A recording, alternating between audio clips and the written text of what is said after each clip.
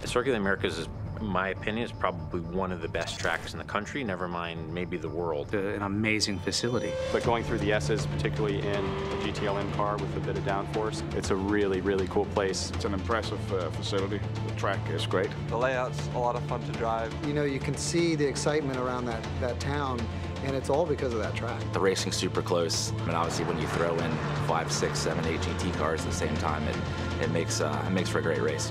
Flowing up and down, to see that elevation change, all the grandstands, the suites. I think it'll become the preeminent track in the country.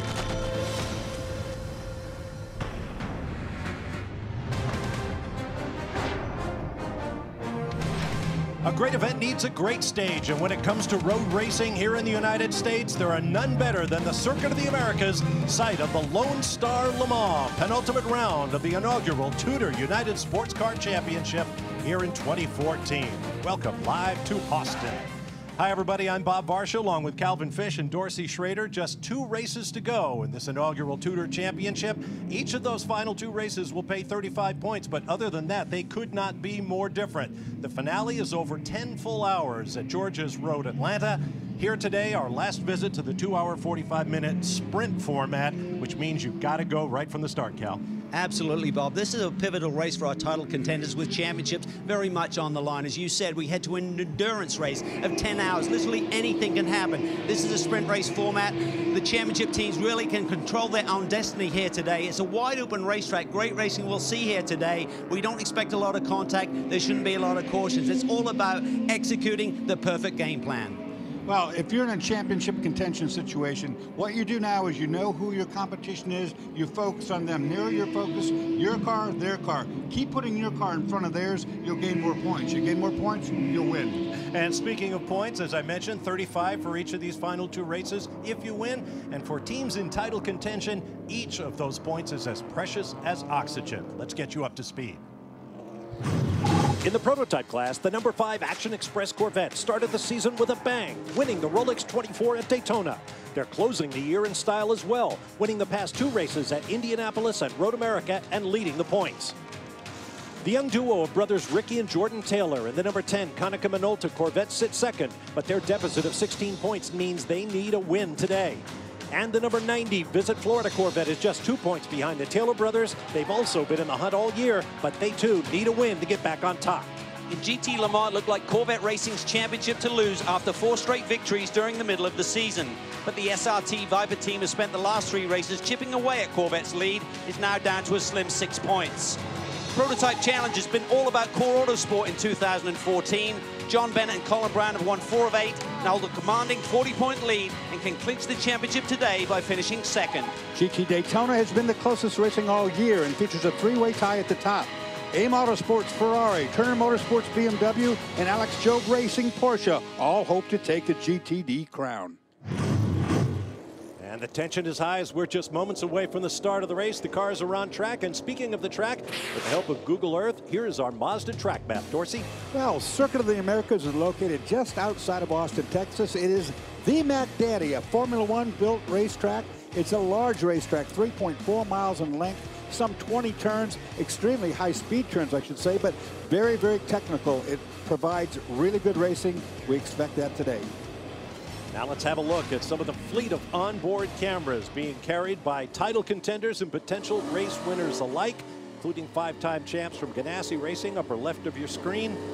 Closed cockpit cars, open cockpit cars, prototypes, GT cars, on and on and on. We have a camera on the Viper SRT, the number 93 car that is second in the championship, starting on pole in class. And of course, one on the Porsche safety car as well. Across the top of your screen, here's our Continental Tire starting grid.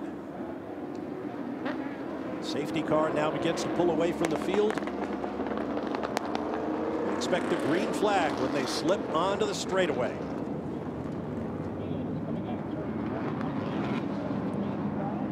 And a big debut right up front for Gustavo Jacquemin, teamed with Alex Brundle in the all-new Ligier JSP2 Honda prototype. Onto the front stretch they come. The green flag waves, and we are racing at Circuit of the Americas. Boy, oh boy, Jacquemin took off before that final corner. I think they're supposed to come through that corner side by side, Dorsey. Yeah, there's an acceleration cone, and he was nowhere near it when he took off. See what the officials think of that. 51 cars in the field, and even at 3.4 miles around with 20 turns, more turns than these drivers see at any other track on the schedule, traffic is always an issue. Saw the starter shaking his head back and forth. He wasn't happy. See someone up and over the curve there at the apex of turn 1, and you can see how wide open that entry to turn 1 is. Very inviting. Look at these high-speed S's, Bob. And one of the cars involved in that contact was the number 555 AIM Autosport Ferrari. Guys, that is key in the GTD championship. They've slowed up here. I'm not sure that we got green going on. Yeah, I wonder if they did throw the green. Now we've got a yellow flag indication. There's the 555. Bill Sweedler starting, Townsend Bell to relieve him. I think we did not get a green there, guys.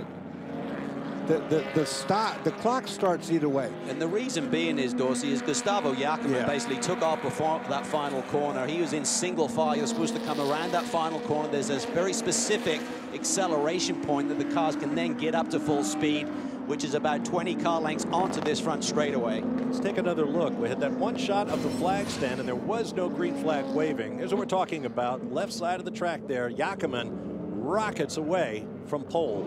And if you look on the fence here, well, there's cones up there that you're talking about, Calvin, that are indicators that somewhere in that area you can accelerate. And it looks like we'll rack them up and start again, even though, as you see at the top of your screen, the clock is now running. So in essence, that aborted start counts. Down to the pit lane and Brian Till.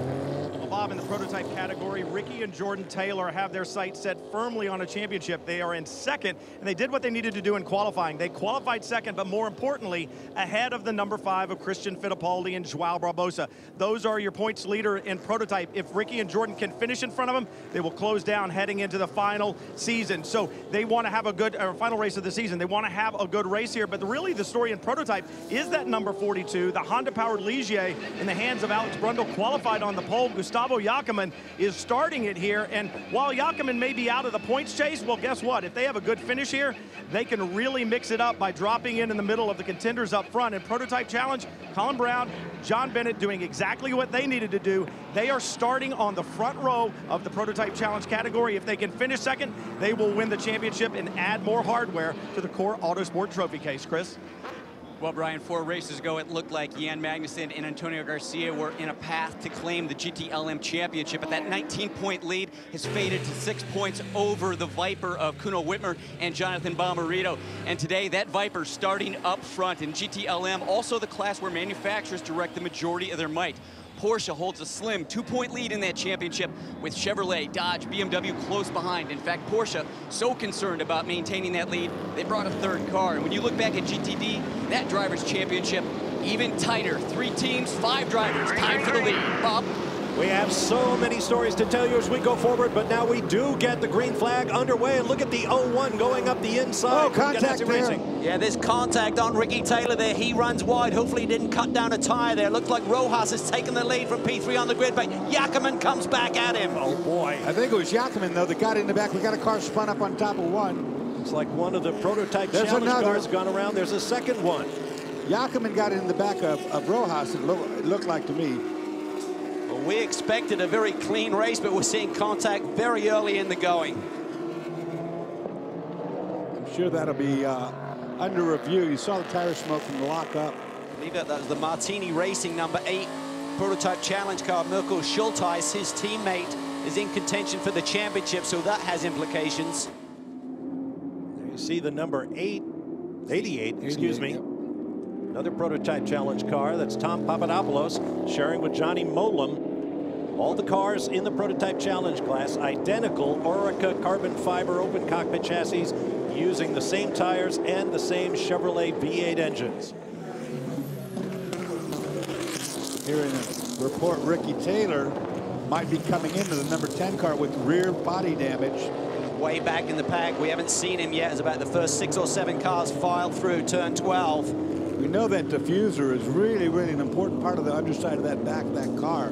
You knock that off and your time goes right down the drain. Jacquemin got the initial launch with that P2 powered machine. They've got a little bit more horsepower this race, but look at this. Rojas gets to the inside. He nudges Yackerman a little bit, and then he gets into the back of Ricky Taylor. Forces him wide, but obviously damage to the rear end of the Konica Minolta machine. Good view here. Oh, that was a big hit to the back of the 10 Corvette. Good save by Ricky Taylor on cold tires after getting nailed. On board with Yackerman now. Coming from both sides. He's sandwiched. And then I think when he's looking at the cars, he misses his braking point a little bit and just rams Ricky Taylor. But look at that. He cuts back to the inside and takes the lead. Oh, Taylor with a flat left rear at least. The car's broken. I need to pit. He'll be headed for the pit lane. We understand race control is looking at the situation, the videotape. He might not be as bad as he thinks. It looks like left rear damage to the tire. Maybe he got lucky. I doubt it, though. Brian Till. Well, Wayne Taylor is like a fortune teller, but it's not a good fortune. I talked to him before the race. He said, we are very nervous about this. Our championship depends on this. Yackerman's really not in it. He's very aggressive. We need to run up front. We need to stay ahead of the 5. And exactly what he was afraid might happen did happen, contact. And they already have suspension pieces laid out as well as tires for the number 10 when they roll into pit lane, but it's going to take them a long time to get here. I think it's not as bad as they might be thinking. The left rear's down for sure. I'm looking at the under tray, and I'm particularly looking at the diffuser, and it looks to me like it's still solid. The saving grace is a very long lap here, 3.4 miles. It takes just around 2 minutes to run a full lap, so maybe if it's just the tire that can get that change, get him back out, and importantly, stay on the lead lap. We see the leaders here now heading through turns 10, 12, 13. 10 car has made the pit lane. Probably got about 20 seconds, Bob, to play with here before they're going to go a lap down. I'd be throwing a tire on that, having a quick look and sending it just to get it on lane. Leave it on that lead lap. Picking up the action now in the GT Le Mans category. Almost entirely made up of factory-supported racing programs. Add a GTLM to that. Yeah, look at that. That's Michael Christensen there, diving to the inside in one of the factory Porsches that run in the GTLM category. You've got 4 classes of racing here together. It's just sensational stuff all day long. It's been quite a year for the Dodge Viper SRT team. They had to change their strategy for the season for financial reasons at mid-season, but came back strongly. They have been hunting down the class leaders. They have a good shot at a championship in this inaugural season of the Tudor Championship. There goes the number 10 leaving the pit lane. Ricky Taylor back on course. Yeah, but he's gone a lap down, which is critical to their championship aspirations. Rare with more. Guys, when the 10 came in, I looked at the left rear. That's where the damage is. They did replace the left rear tire. The suspension looked intact. However, the diffuser, which is an aerodynamic device underneath the back end of the car that helps add aerodynamic downforce, is damaged. If that were to come loose and doesn't function properly, they will lose a lot of their aerodynamic grip, and that'll be a problem as they've got well over 2.5 hours yet to go here from Austin. Well, it's one thing to finish the race, Brian, but importantly, they're going to lose the performance edge of that race car as they're trying to battle for a championship with the Action Express number 5. They had a similar moment at Indianapolis this year, a couple of months ago, in one of the earlier championship rounds where they got rammed and had that diffuser damaged, and it really cost them that day as well. It took a chunk out of the right side end plate of the diffuser this week, but that you're talking about, Calvin, it actually knocked the whole thing loose, and that killed it. Because if it's moving around, it's not doing its job. But I think it's solid right now. I think it's just wounded. Here's a closer look at the PC class. It's the 8-star Motorsports entry, number 25. Again, using identical chassis, engines, and tires. This team is on a roll. They're coming off a victory at Virginia International Raceway just a few weeks ago. Got their first win of the season. They've been knocking on the door for so long. Many podium runs, but couldn't climb the top step. Finally, they got it done with Sean Rahal and then Luis Diaz, who is starting this race. Sean Rahal put the car on pole yesterday. That was an interesting event, too, at VIR.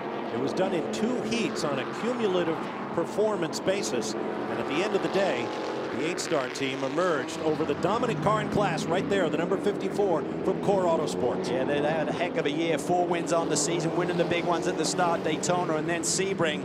Looked untouchable, and they come into this race with a chance to clinch here today with a 2nd place finish or better, depending on what their rivals do. understand the 54 had early contact. Oh, a little side-to-side shot there. It goes on all the way to the end of that. I was going to say, the first one was a little gentle, not so much the last one. Look at this elevation change up into turn one, and look at the nature of the circuit. It's so inviting here to dive to the inside, but suddenly your competition can come across to the apex and there can be contact. There's the leader in the GT Daytona class, the fourth of the 4 classes racing simultaneously, as Calvin mentioned. And a special number on the Turner Motorsports BMW this weekend, 300. Honoring their 300th professional race with the BMW brand. There's a good story behind that. We'll tell you when we return to Austin, Texas and Circuit of the Americas.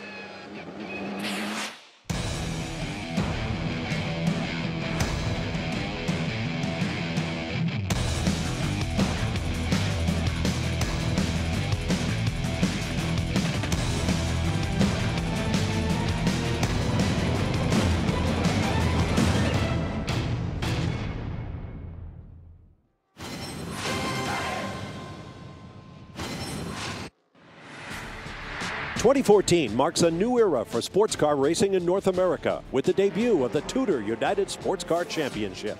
The TUDOR Championship brings together the best of 2 series that ran in parallel for more than a decade. The Grand Am Rolex Sports Car Series and the American Le Mans Series presented by Tequila Patron are now one organization under IMSA sanction.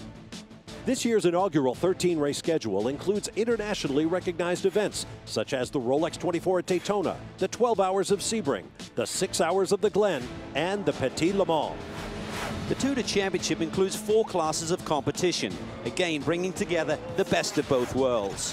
The marquee prototype category pairs the Daytona prototypes from the Rolex series with cars that competed in the ALMS P2 class, plus the revolutionary Delta Wing DWC 13.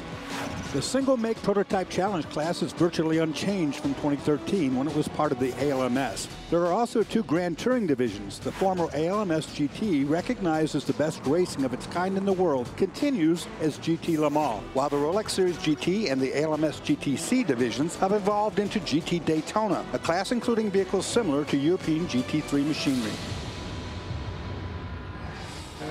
That's a look at the inaugural season of the TUDOR United SportsCar Championship, and here are our TUDOR keys to victory here at the Lone Star Le Mans. Well, uphill battle. We already saw that on the opening of this race as we went 3 abreast there. There was some contact. Be cautious in traffic, but no cautions because of the wide open nature of this race circuit. We don't expect to see a lot of full course yellows here today. And because of that, the long run pace will be critical in managing your tires and also looking at your fuel strategy. Interesting position for that onboard camera. As you can see, driver Gustavo Yacaman of Colombia is not sitting much further forward in the cockpit than that camera. You saw just how well or badly he can see out of that windscreen in these tightly packaged racing cars. To Chris Neville in the pits. Well, Scott Pruitt happy his teammate running in second after that start. And Scott, it's been kind of an interesting weekend here. Friday and Saturday, for Thursday, Friday, lots of rain, so changing track conditions. Have you guys got a good read on this place? I think so. Now, the conditions have been changing a lot. The Telmex board's been running. Telmex board's been running really good. We've been doing small tweaks to the car. We're real happy with the setup. Memo did a great job in qualifying. I had my family at home. And it's just been one of those things where we just kind of chasing the conditions a little bit and fine-tune it instead of doing complete changeovers with the car. The Ganassi crew hasn't won since April, so this team trying to find some late-season magic. Well, they find themselves in a very peculiar position, Bob, because for so many years they've got 5 titles behind them. They're always in contention, so for them to come in with 2 rounds to go and not be fighting for that championship must be very bizarre for that group. You like mechanical diversity? This is your series. This is the Mazda Skyactiv diesel prototype, the only diesel-powered car in the field. It's been a first-year effort, or second-year effort, part of a 5-year plan by Mazda, using an alternative fuel. It's not biodiesel, in which products are mixed with normal petroleum-based fuels. It operates on a fuel made from the byproducts of food processing, specifically chicken parts. And the car has a very distinctive French fry smell out the exhaust. But they are making progress. They started off the season and struggled a little bit, but each weekend they're making improvements, most of it around the cooling of that diesel engine, Dorsey. You see more trouble on the 70 than the 07. The reason being, it's the guinea pig. They try a lot of things on that. They leave the tried and true on the 07. Get the points and get the miles on the car that give them the information. The 70, well, they try things on that. It doesn't always work out the way they want, but that's how you learn. But they're breaking new ground, and you have to applaud Mazda for that. There's the 300 from Turner Motorsports. Markus Palttala of Finland, partnering with Dane Cameron. They've had a very successful second half of the season, and I mentioned that number 300. Today is their 300th pro race with BMW. Yesterday, in the next to last round of the Continental Tire Sports Car Challenge for purely production-based sports cars, they had their 299th race. They were a part of a terrific battle to the finish, and that race coverage will be coming your way on Sunday, September 28th at 5 p.m. Eastern on Fox Sports 1. Not only have they had a lot of starts with BMW, look at the success rate, 75 wins, 25% of these races they have won, and they're always in contention, it seems. Many championships behind them, and certainly in the thick of this one here this weekend. GTD came in here with 5 drivers tied. Dane Cameron, one of those guys, and they're hunting for a championship, and they lead right now. Word from the pit lane is they're working on a turbocharger boost hose on that number 70 Skyactiv diesel Mazda. Great battle here for the lead in GTLM. Number 912 and Michael Christensen under attack from Dominic Farnbacher. Uno Wittmer has dropped back a little bit in the championship contending number 93. He sits there in third. Oh boy, Christensen has to feel a little bit edgy having those 2 howling Vipers just behind him. Porsche, as Chris Neville said at the top of the show, brought a 3rd car to try to protect their very narrow lead, it must be said, in the Manufacturers' Championship in GTLM. As you take a look at Canadian Kuno Wittmer. Let's not forget the contribution of the Falcon tired Porsche in the field as well. They finished 2nd at VIR, which actually vaulted Porsche to the lead of the manufacturer's standing. So not only do they have the 3 factory cars, they also have a 4th bullet in their gun, which is very, very quick as well. There we see it right now, the number 17 car. This year, Porsche had its first ever factory GT team dedicated to North American racing in the TUDOR Championship. They have a lot of guests on hand this weekend, a very important race for the proud Porsche brand. There's the Falcon car. Wolf Hensler sharing with Brian Sellers.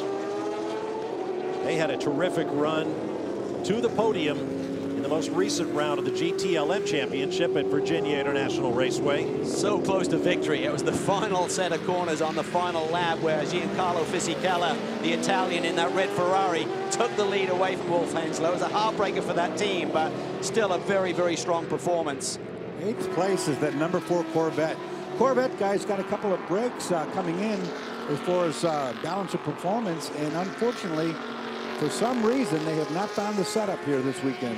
If you're not familiar with balance of performance, it's a way officials in charge of the technical aspects of the series try to equalize competition using such factors as weight, air restrictors going into the engine, revs, revolutions per minute on the engines. They govern power, they govern weight, they govern aerodynamics, trying to keep the field equal, and they tweak the series rules throughout the year. A little exasperating for the teams from time to time, it must be said, but it does keep the racing close.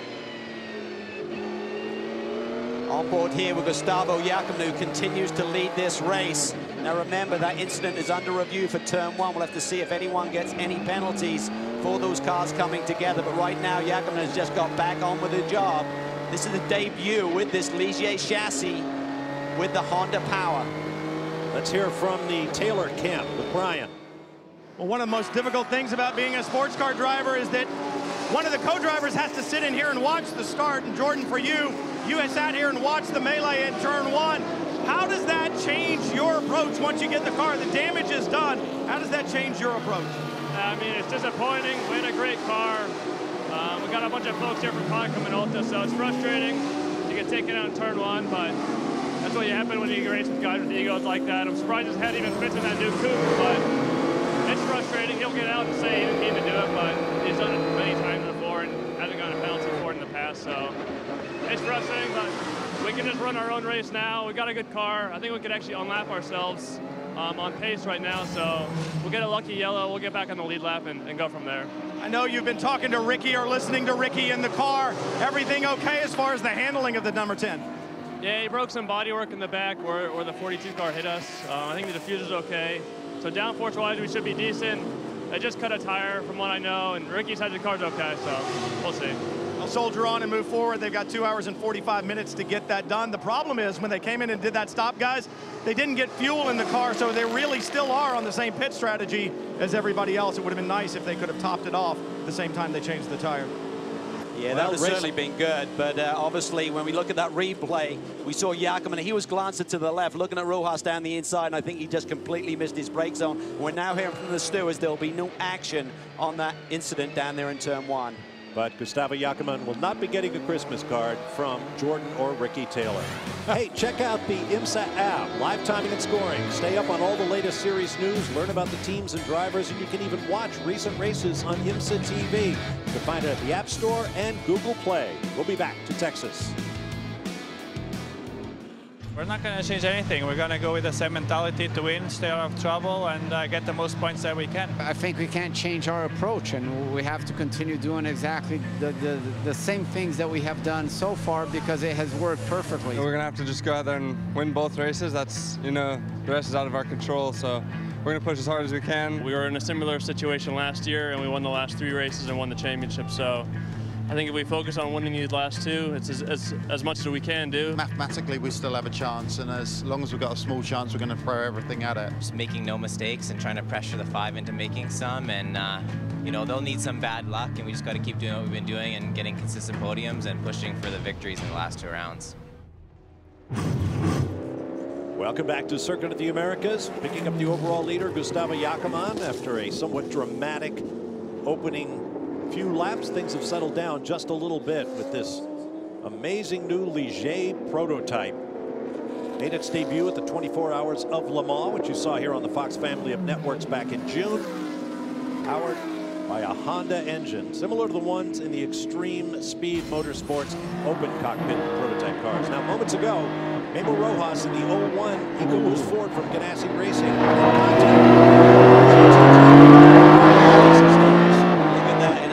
Both Christian Fittipaldi and Michael Valiante were through, so we'll have to wait and see if there was any damage to the 01 machine as he gets back into his rhythm.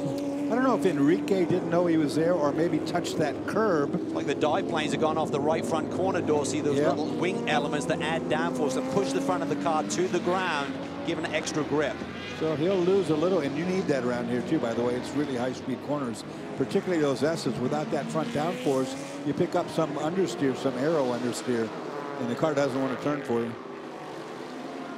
The track was designed by Erman Tilke and Company, who prepared it for the Formula One United States Grand Prix coming up in November here at the track. And if you talk to drivers, they all seem to love it, but they all have a different idea of its essential character.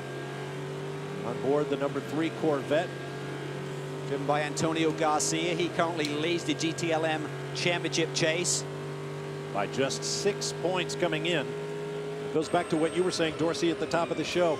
Of course you want to win the race. That's the best way to assure yourself of a best championship position.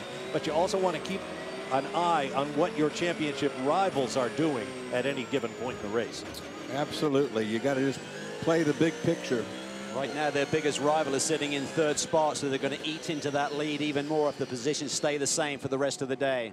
Whoa, we've got the 48 Audi. That looks like a vicious little spin there. There he got it going. This is the team that's sort of a dark horse for that GTD championship. We talk about 3 cars being tied for the lead. These guys aren't that far out of it. Bryce Miller getting back underway here, sharing the car with Christopher Haase, who's a real bullet when he gets behind the wheel in this Paul Miller Racing Audi. It rained yesterday, and we saw several times when cars came off that corner a little bit too hard. They dropped into that AstroTurf, which is holding a lot of water, and man, around does that car come. It's like a sponge, and we've had so much rain here this week here in Austin.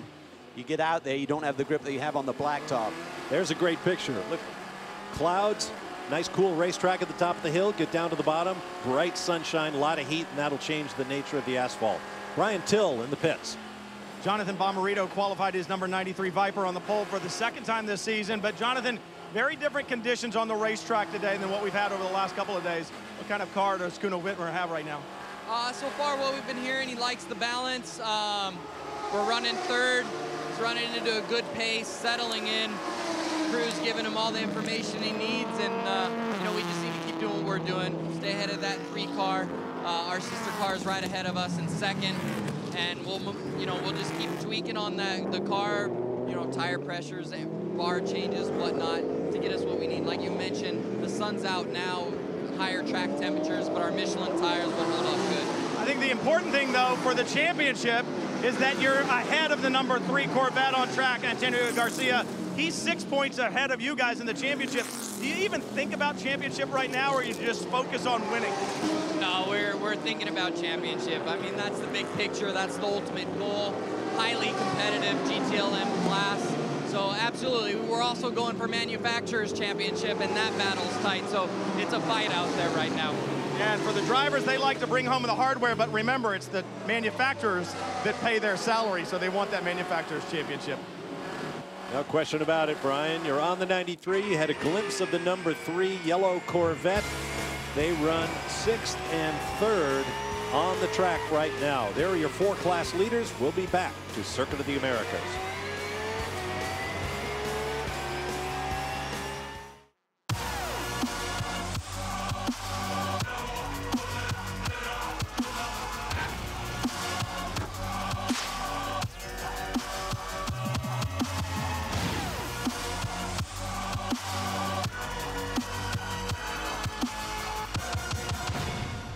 We just need to focus and keep trying and doing what we've been doing. And apparently, I mean, the car is behaving really good.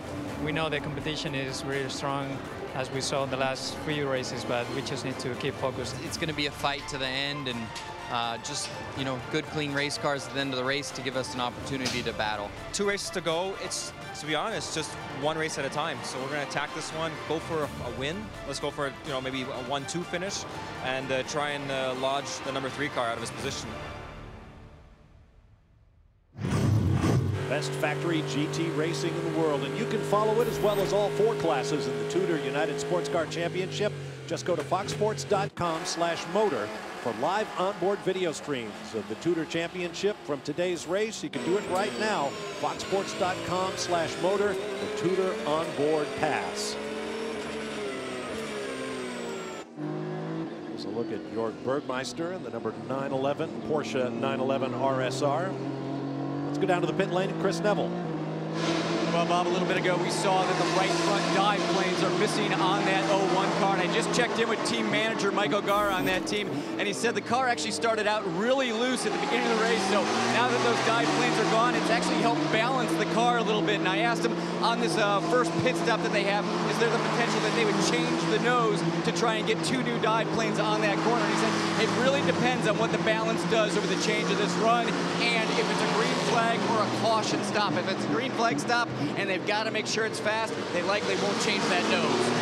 Well, particularly, Chris, if they say the balance is better, why would you want to mess with it? I mean, Pruitt can handle a car. His co-driver, Memo Rojas' co-driver, will jump in next. He likes a car that's a little bit looser, where it's a little bit more tail-happy, so he'll be able to deal with that. But Rojas is probably loving life, Dorsey, where the car has come to him a little bit. I've had that happen before, where you get into a skirmish with a car that's pretty good, and it gets better, makes you scratch your head. Talk about scratching your head. Look at this group right here, GTLM. That's right. The black BMW is Andy Pro. 62 Ferrari, Pierre Caffer. Both factory Porsches and the Corvette. Then the couple of the Porsches, then the Corvette. A feisty little battle here. Yeah. Freddie Magovicki, who's running the number 910, the 3rd factory car that was entered this weekend. He's run a fast lap for 2 minutes, 4.5 seconds, which is some 1 second clear of the front running cars. So he has got a lot of pace to burn here today. That car actually sat on the pole position, but it was taken away.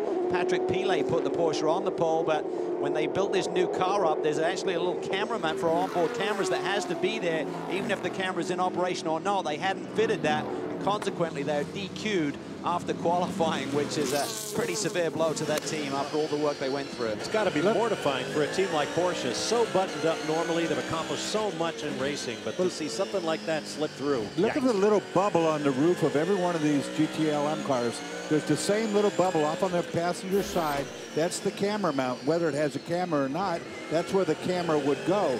The reason you have to run it, well, it creates aero drag. It creates a little bit of weight, and that's how picky they are in this class. Yeah, the teams don't want to have any disadvantage. They'll say, okay, we'll run the camera, but the other guys who are not running the camera need the same weight. They also need the same aero drag. But I spoke to Hart McChristen, the Porsche boss there this morning. He said it was hard to believe. So many of us were admiring the 3 cars in the garages, saying how good they look, what a great job we've done. And no one noticed that the one car didn't have the cameraman on the top. So nobody gets blamed, everybody gets blamed. Notice that number 4 yellow Porsche, Corvette there. Oliver Gavin and Tommy Milner. As will often happen in 2-car teams, one car seems to have all the good luck, the other car seems to have all the bad. The number 4 Corvette has been taking it on the chin all season long. Well, they have. They haven't had the best of luck, Dorsey, but also they've been struggling for pace all season long. That's really been a bit of a head scratch. They've been through those cars tooth and nail to really just try and find what the problem is, but it just seems they can't get the pace out of the 4 car that the 3 car has seen this season. As a driver, another thing that will happen, I can tell you, that they won't always tell you, is that if you fall behind in the points for whatever reason, bad luck, they take liberties on your car to see how things work. If they're splitting, they don't tell you that you might have that deal going on, but it does. Here's a look at the 2 title contending cars in the prototype ranks, but unfortunately the number 10 Konica Minolta car for the Taylor family a lap down to the number 5 from Action Express in the hands of Christian Fittipaldi. This, however, is for position. Michael Valiente in the number 90 Visit Florida Daytona prototype based on the Chevy Corvette. Here's a look at your 4 class leaders. We'll be back to Austin.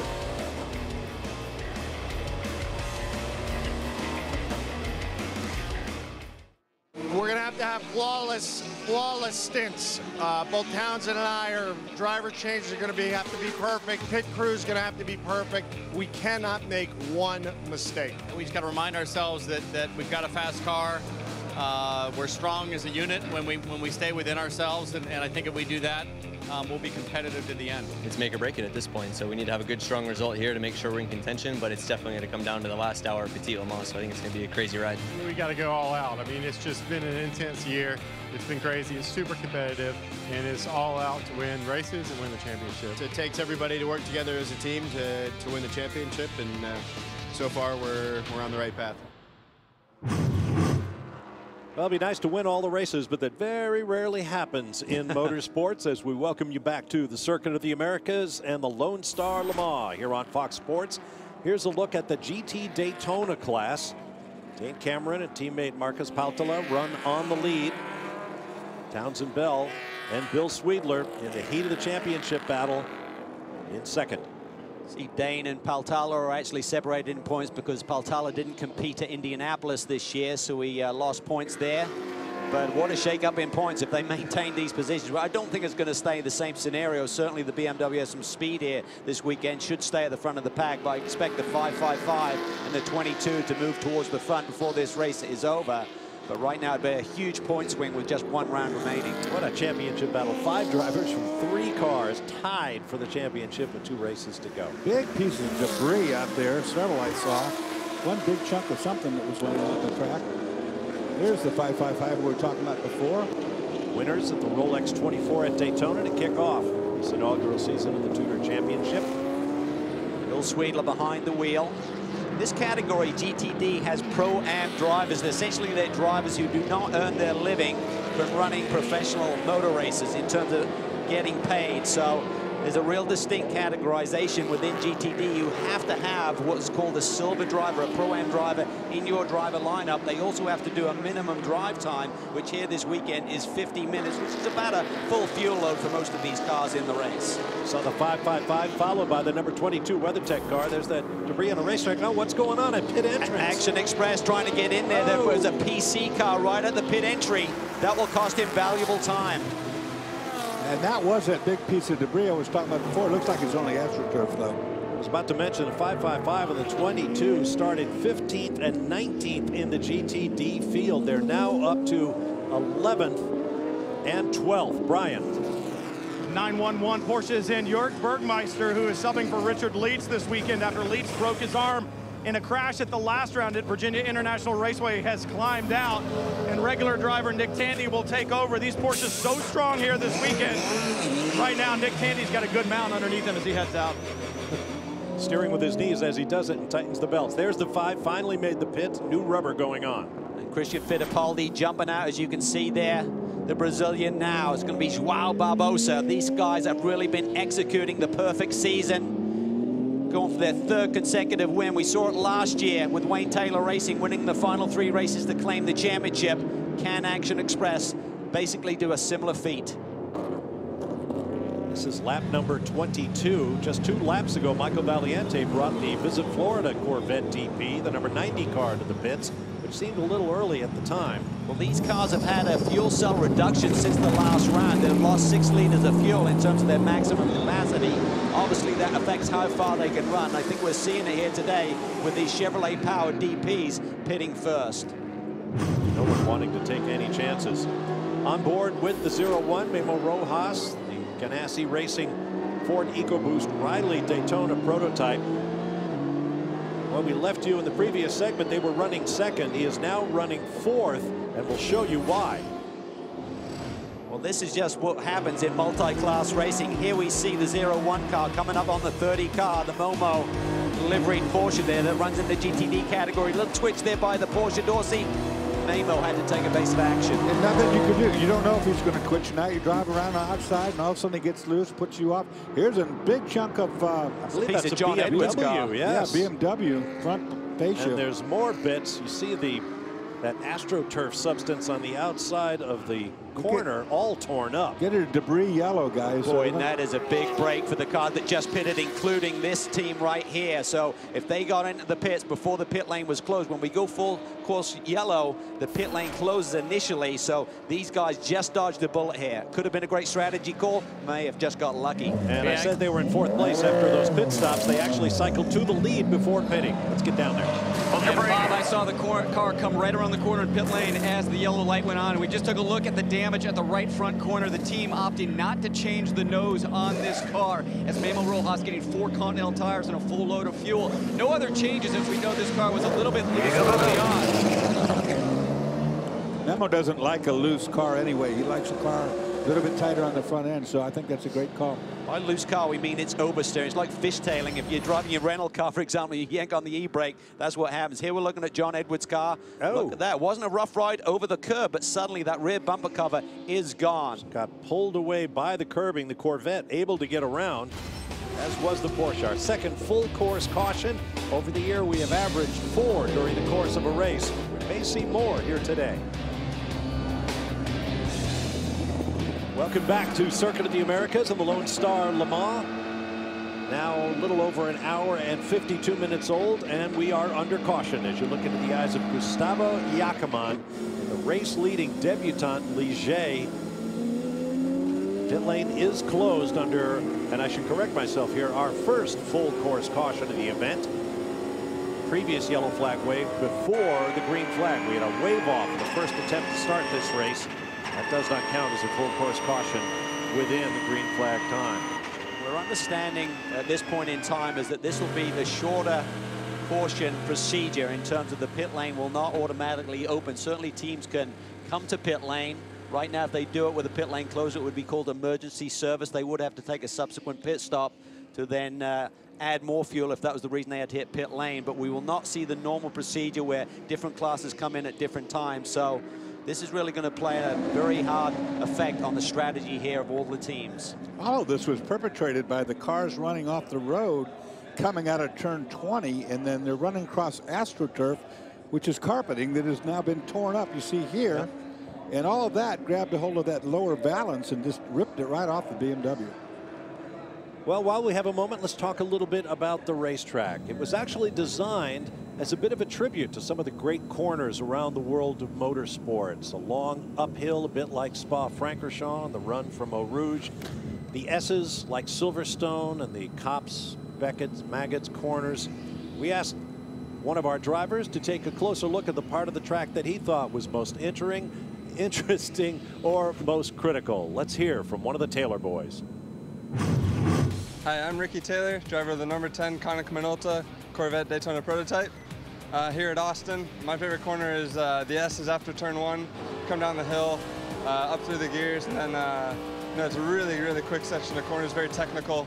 And then you're just sacrificing one corner to set you up for the next one. If you get behind on the first one, you're going to be really struggling all the way through. Really fast, really high grip section of the track. No passing, but very exciting nonetheless. And there's a look at Ricky Taylor. He's negotiated those S's a few times. They've also got a multi-apex right-hander similar to the left-hander in Turkey. And there is the Miro Rivera design, symbol of this racetrack. Back at Circuit of the Americas and the Lone Star Le Mans. While we have a moment before we go green once again, let's check our Honda news and notes. Headlines of recent activity in the TUDOR United SportsCar Championship. We talked about it already. Certainly certain classes saw some big adjustments to performances across the board. Big news there, Dorsey. Chrome Racing moved to P2 for the 2015 season. And IMSA has announced some changes in their competition leadership, adding more help, essentially, for all of the various functions it takes to put a world-class racing series together, both in terms of technical, competition, and so on. So we welcome all the new members of the staff at IMSA, the International Motorsports Association, and we look forward to great racing for years to come. Lights are out on the safety car. They've brought in some great people, Bob, and repositioned people to places where they have real strength. So I think it's going to be a great future for this organization. Another step forward in this inaugural season. Now, while we were in break, the number 10 made a quick pit stop, Brian. Well, they did, and we talked about that earlier. When they had the damage from the contact at the start, they came in and got the tire changed, but they didn't get to add any fuel, and that cost them. They had to do an emergency stop during the full course caution. They could only take 5 seconds worth of fuel. That means they're going to have to come right back in when they go back to green, and they're going to lose any track position that they've gained. So that's a problem. We also saw the 90 car stop a little bit early, and to answer you guys' questions as to why, that car running a little too rich right now, which means it's burning too much fuel and not getting the mileage that they want, and they're about 2 laps short of everybody else. Yeah, they came in some 4 minutes before the 5 car, so someone was amiss there. So they're going to battle that all day long unless they can rectify that situation, which would be tough to do. Yeah, particularly 2 laps. I mean, if it's just rich, 1 lap, 2's a lot. I think we could see a lot of pit lane action here. When we get the green flag, normally everyone wants to go racing, but a lot of these guys are going to be really tight on fuel, needing to hit pit lane as soon as the pit lane is open. As you can tell, creeping along at safety car speeds is difficult in these highly strung race cars. Kind of reminds me of the time I tried to learn a manual transmission as a teenager. See cars diving for the pit lane as the other cars come off the corner. Raindrops on that camera lens too. We had a brief shower, not enough to call for rain rubber, but we are back to green flag racing. Gustavo Jacquemin continues to lead. Michael Valiente, locks up the brakes there down into turn 1. Jacquemin goes a little bit wide. They're side by side. And he turns him. That's not going to be tolerated, I don't believe. That's that big entry into turn 1. Well, it's kind of ironic that Jacquemin was involved turning other people. Yeah. On the second lap of the race, the first green flag run. But Michael there was side by side. I think Yakutak tried to come back across to set up for the next corner. They had some contact. That'll be an interesting call. Gustavo Jacquemin's father told us there's a huge following for the series in his native Colombia because of Gustavo Jacquemin's heroics in this series. 007 Aston Martin is in the pits. Chris. Yeah, Bob, this is the pole sitting car. It looks like problems at the back end of the car. They've got fuel and tires in. They put James Davison behind the wheel, changing the cool box, the box that keeps the driver cool, a cool vest that the driver wears. They're actually changing that box, and this is turning into a very long stop. Brian? Down at this end, it got incredibly busy, and the 10 gets the short end of the stick yet again. Both Corvettes, both Dodge Vipers ran, as well as the Viper in the GT Daytona category. Number 10 could not get to his pit stall, and they've had to move him several times in order to get this pit stop taken care of. Luis losing precious time. Wow, what a day for the 10 team. They just can't catch a break right now. Look at this battle between the GTD machinery. Everyone, it seems like, has hit pit lane, running on fumes and getting their pro driver behind the wheel. Wayne Taylor will be running on fumes about right now, too, with all that going wrong for the 10. You know, the pit infractions are not fractions, but just here it is right here. Ryan.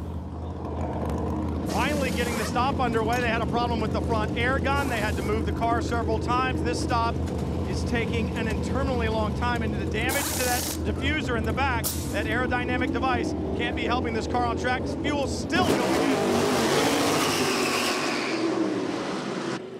Like I was about to say, these pit lane problems that you can have when you look back at things, Calvin, as a team owner, these are not acceptable situations. You can't recover from those. No, it's really tough. I mean, their day has just gone haywire right now, but look at the congestion here between the various classes involved. You've got GTLM machine, prototype, GTD, all running at slightly different pace in different configurations in different parts of this racetrack. Now watch the madness coming out of the pits. Here comes one of the Vipers out of front of one of the BMWs. Ooh, look at that, the Corvette. Squeeze out. Nearly into the Turner Motorsport Z4, and then it's the black Crown Plaza machine that runs in GTLM nearly got clipped as well. You see there's 2 lanes divided by the white painted stripe. You can only go to a certain pace until you get into the fast lane, which was why drivers were trying to move to the right so quickly. And the action continues. Wait for timing and scoring to sort it all out.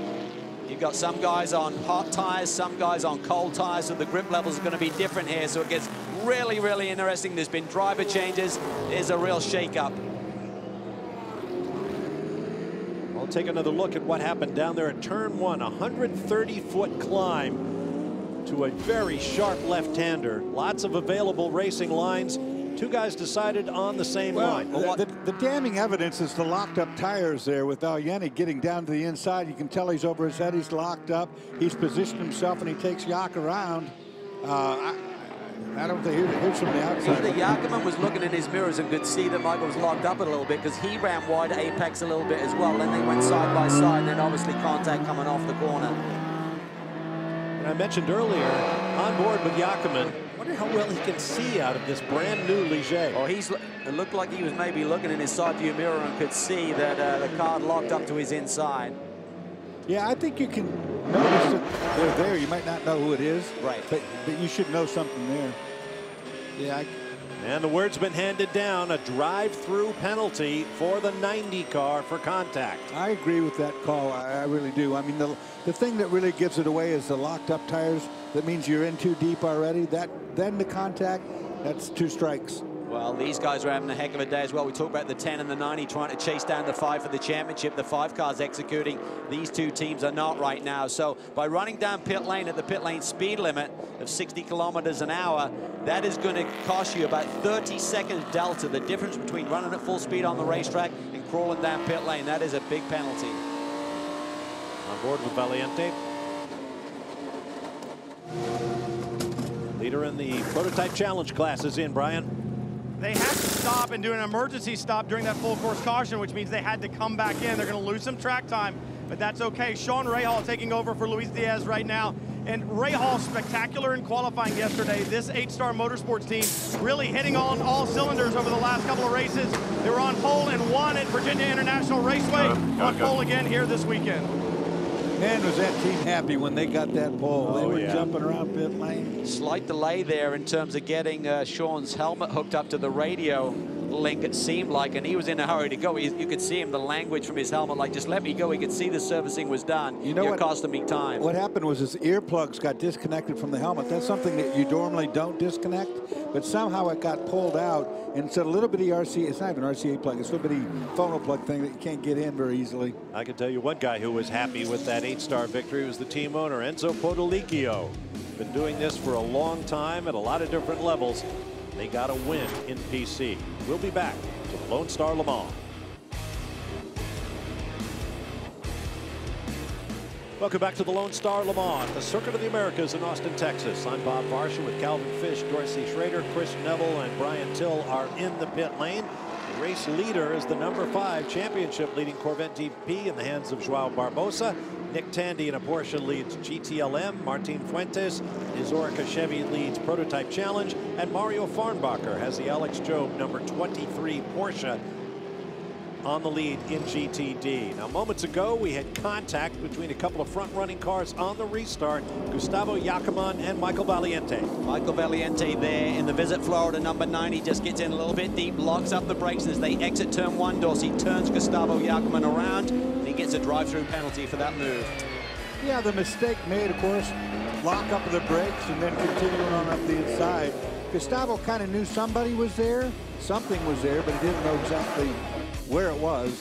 Remember, these guys have a history, Bob. They've had a lot of contact throughout the course of this championship season. This is not a first time run-in with these two boys. And here's what Calvin was talking about.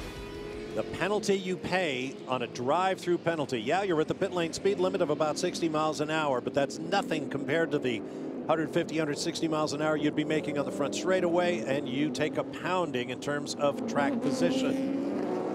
Chris Devil has more on the incident.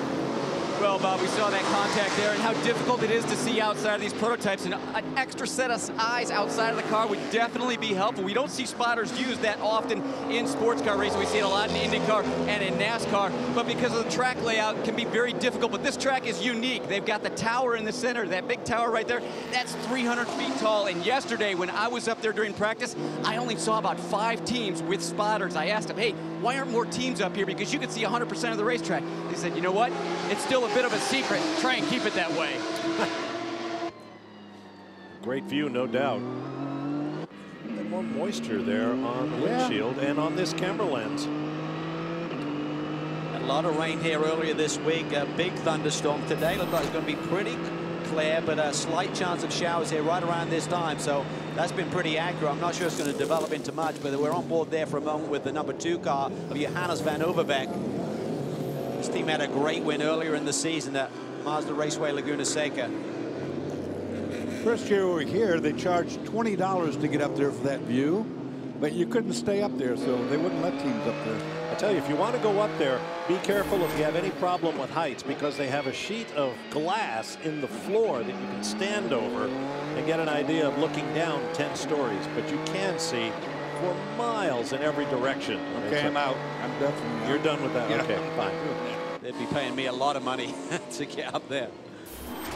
5th after that penalty, that 36-mile-an-hour cruise down pit lane for Michael Valiente and the Visit Florida car. They were telling Michael, keep cool. That's the right thing to do. I mean, you get so frustrated behind the wheel when you have to pay a penalty for whatever reason. It doesn't make any difference your fault or not.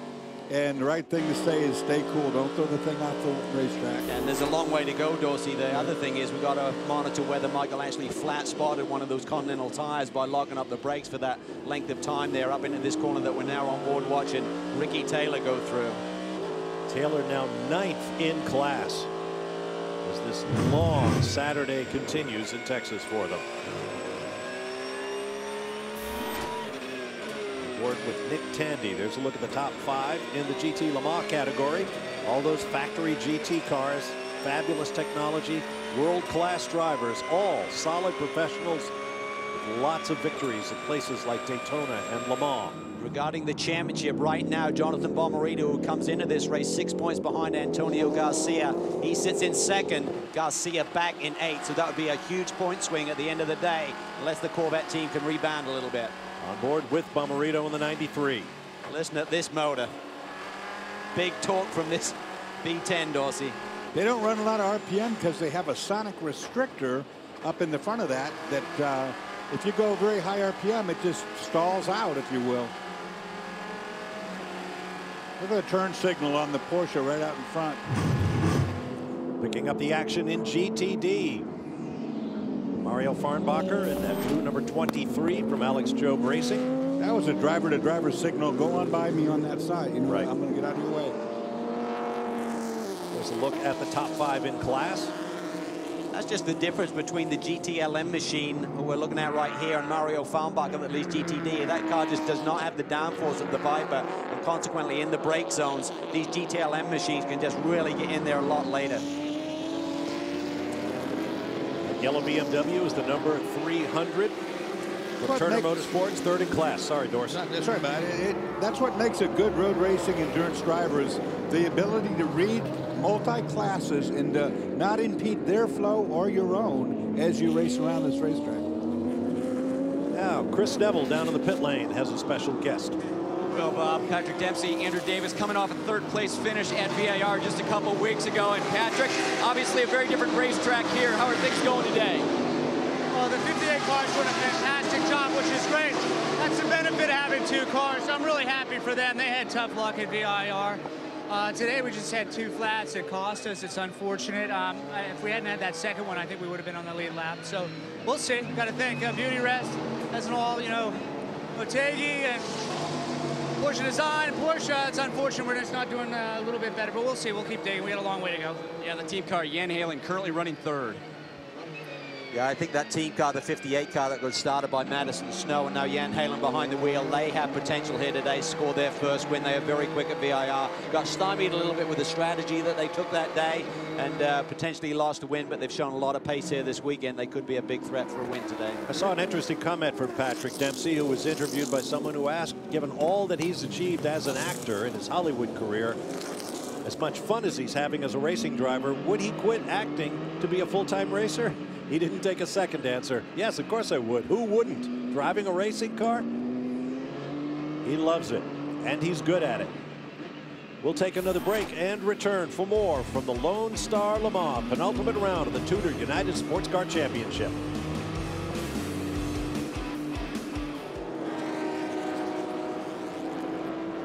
Welcome back to the Circuit of the Americas in Austin, Texas. 1 hour, 25 minutes and change remaining. This 2 hour, 45-minute penultimate round of the 2014 TUDOR United SportsCar Championship. There's the race leader, Joao Barbosa, also the championship leader in the prototype category for Action Express. And they're just continuing to execute this championship year. What a run they're having, going for their third consecutive victory, which would be their fourth on the year. And since the last round, would you believe they've even moved race shops? They're looking ahead to 2015 and getting ready. Now, moments ago, there was contact on the racetrack in the GT and D and GTLM. No, that was a more complicated incident than we thought, involving the 35 Audi, the number 910 Porsche, and a third car. Listen to this hit. Dion Van Valken behind the wheel. Lets the Viper through, then listen. Porsche tried to slide through the eye of the needle as well, and Dion was then going back to apex. And the 910 will receive a drive-through penalty like we saw before. Let's get more on the Audi situation with Chris. Well, Bob, that 35 car was just in pit lane. Dion Van Valken here for a little while, and Brad Kettler looks over the Audi program in North America. Brad, the team took a long look at that left rear corner. Everything okay? Yeah, they looked at it when they changed the tire after the collision there. The initial look, everything looked all right. Damaged the tire pressure antenna in there, so we may get spotty information from the left rear corner from here on the rest of the race, but so far it looks all right. The loads look okay. Yeah, the suspension looked good on that car, but it was definitely beaten and battered. These Audis are built like tanks. Brian?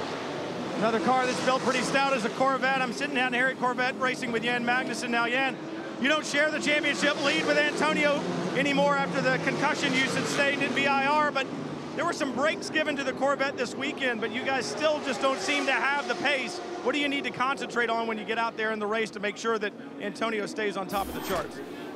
We need to stay as close as possible to the 93, and you know, just make the most of it. Looks like now that the weather might play a part now. Maybe that can help us, but it can also go against us. But I mean, right now, just seeing where this thing is going and, you know, trying to do what we have to do. Yeah, they had hoped for a little bit more with the advantages that they got this weekend. A little less weight, guys, and a little more horsepower. It's just not paying off so far here at Circuit of the Americas. Bob? We're all worried about Jan Magnussen after that massive hit that he took at VIR, but he was back out racing in Denmark just the following week in a Danish Thundersport race, winning races. So he shook it off pretty quickly. He's a world-class driver, but after an accident like this, especially if you don't have the race car under you that you need. Just the perfect storm, Dorsey. The Porsche had gone off just a few seconds before. You didn't hit the normal safety barrier, actually clouded another race car. Yeah, but you heard what he said to Brian there, and it's exactly what I talked about at the opening show. He said the 93. What we have to do now is maybe the rain will help us. We have to stay as close to the 93. He's already locked in on the championship. A great battle here for the second position in the prototype division. Rides with Gustavo Jacquemin, Johannes van Overbeek up ahead in the Tequila Patron car. Rojas just in front of him. Right. It is raining on parts of the circuit, but so far, not enough to get these hot, warm tires on the racetrack. Look at Jacquemin's speed. He flies through turn 19 and slices to the inside and takes that third position away. That Ligier is really hooked up. Yeah, that's the first we've seen of that combination. It is potent. Ligier, brand new chassis, as we mentioned, built by Enroque in France. But it maintains the designation that Guy Ligier, the former Formula One team owner, always made. His cars were always JS for Joe Schlesser, his longtime friend who died in a racing accident many, many, many years ago. But Ligers are always known by the designation JS for Schlesser. Our Dodge Viper SRT halfway leader has been decided. Joao Barbosa, as the number 5 Action Express car, continues to go from strength to strength this year, coming in off 2 back-to-back victories. These guys are missing nothing this year, Calvin. They are executing everything. Going all the way, you know, this team has just been flawless. Well, there's been a big shake-up within that camp over the past couple of years. Shook the driver line up a little bit, changed some management structure, and also changed some crew and stuff. And they just keep tweaking it and just keep fine-tuning their whole program, and it's really paying dividends. They came into this year so strong, winning the biggest race of the year, the 24 Hours of Daytona, and they haven't really missed a beat. The only time they've been out of the top 5 was at Detroit when they blew a tire in the last couple of laps. And they had Sebastian Bourdais on board for that victory at Daytona. But you made the point, Calvin, they are so confident of their game right now that they've moved shops in between races. That's a bad place to be sitting. Oh boy. Yeah, this is tough. Very quick stretch, that 3/4 of a mile long backstretch between turns 11 and 12. I also like on that team the way the drivers have gelled. Those two guys have gotten along very, very well. Joao Barbosa, Christian. Perfect match right now. Yeah, they do. Popov have actually been drafted in late for this weekend for a 3-driver lineup here. Let's take a look here. It's the 2 Starworks entries going at it. Oh, got on the throttle too hard on the inside, pinched down, and around it went. I think he was trying to out-accelerate. Well, that's rude. Do it Ringer again. van der Zande, and I think he didn't want to have contact with his team car and gave him a bit too much room. And consequently, had a lot of steering input when he went back to the gas pedal, Dorsey. And that second one was just wanting to get out of that situation. Good look at the Ligier Honda. Car designed to take any one of 3 different power plants. It's a good thing to do when you're a car builder. You're watching the Lone Star Le Mans, penultimate round of the TUDOR United SportsCar Championship here on the Fox family of networks. I'm Bob Varsha with Calvin Fish and Dorsey Schrader up high. Down in the pit lane, Chris Neville and Brian Till. And yikes, the front end of that Ligier took a pounding on the curb. Yeah, he just ate way too much of that curve there, and you can see the effect. These cars are very stiffly sprung, and they don't like that, Dorsey. You're basically taking the contact patch of the tire away. You're just going to lose grip immediately. So Jacquemin again being very aggressive, pushing really hard here. Boy, that was a pop. Let's take another look at that as we go to break. We'll be back with more of the Lone Star Le Mans from the Circuit of the Americas. Oh man, imagine how the driver feels.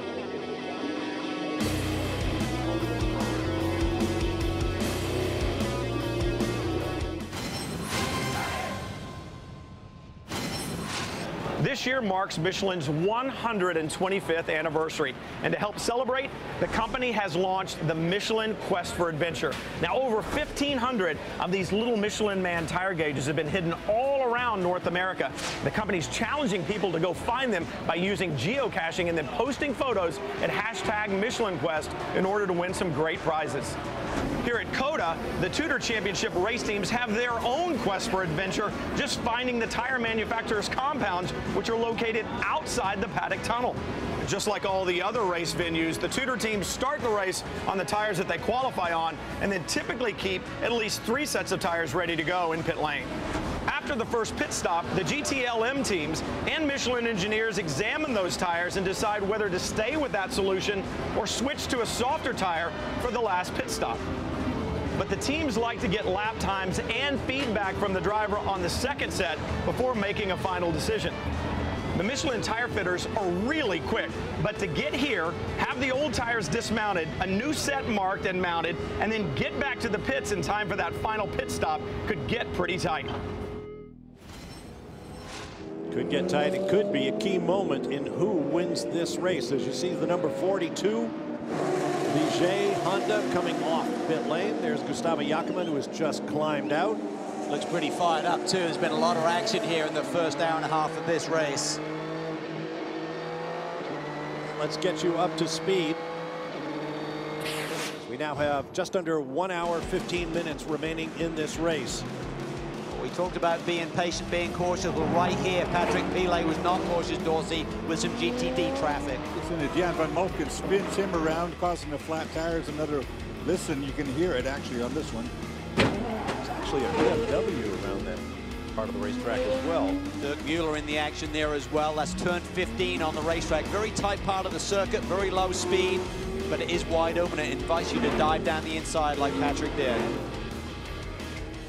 The leader in the championship and on the racetrack continues to be the number 5 from Action Express Racing. There's Joao Barbosa dealing with some GTLM BMW traffic. He is our Dodge Viper SRT halfway leader, and just past the halfway point of the race, it's probably the appropriate time to mention at the top of the show, we said there might be a certain amount of desperation in a 2-hour, 45-minute timed race with championships potentially on the line. But I don't think we expected anything like the, shall we say, creativity we've seen out there among the drivers on track. Well, there's so much real estate out here with this beautiful facility, but it makes it very tempting to dive down the inside, and we've seen it on restarts, we've seen it on the tighter parts of the race circuit, Dorsey, and you know, it just leads to penalties, which is unfortunate.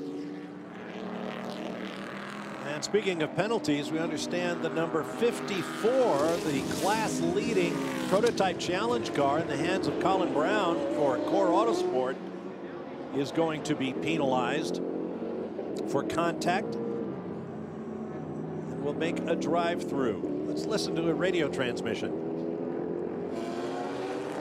Did he hit you? Did Colin hit you?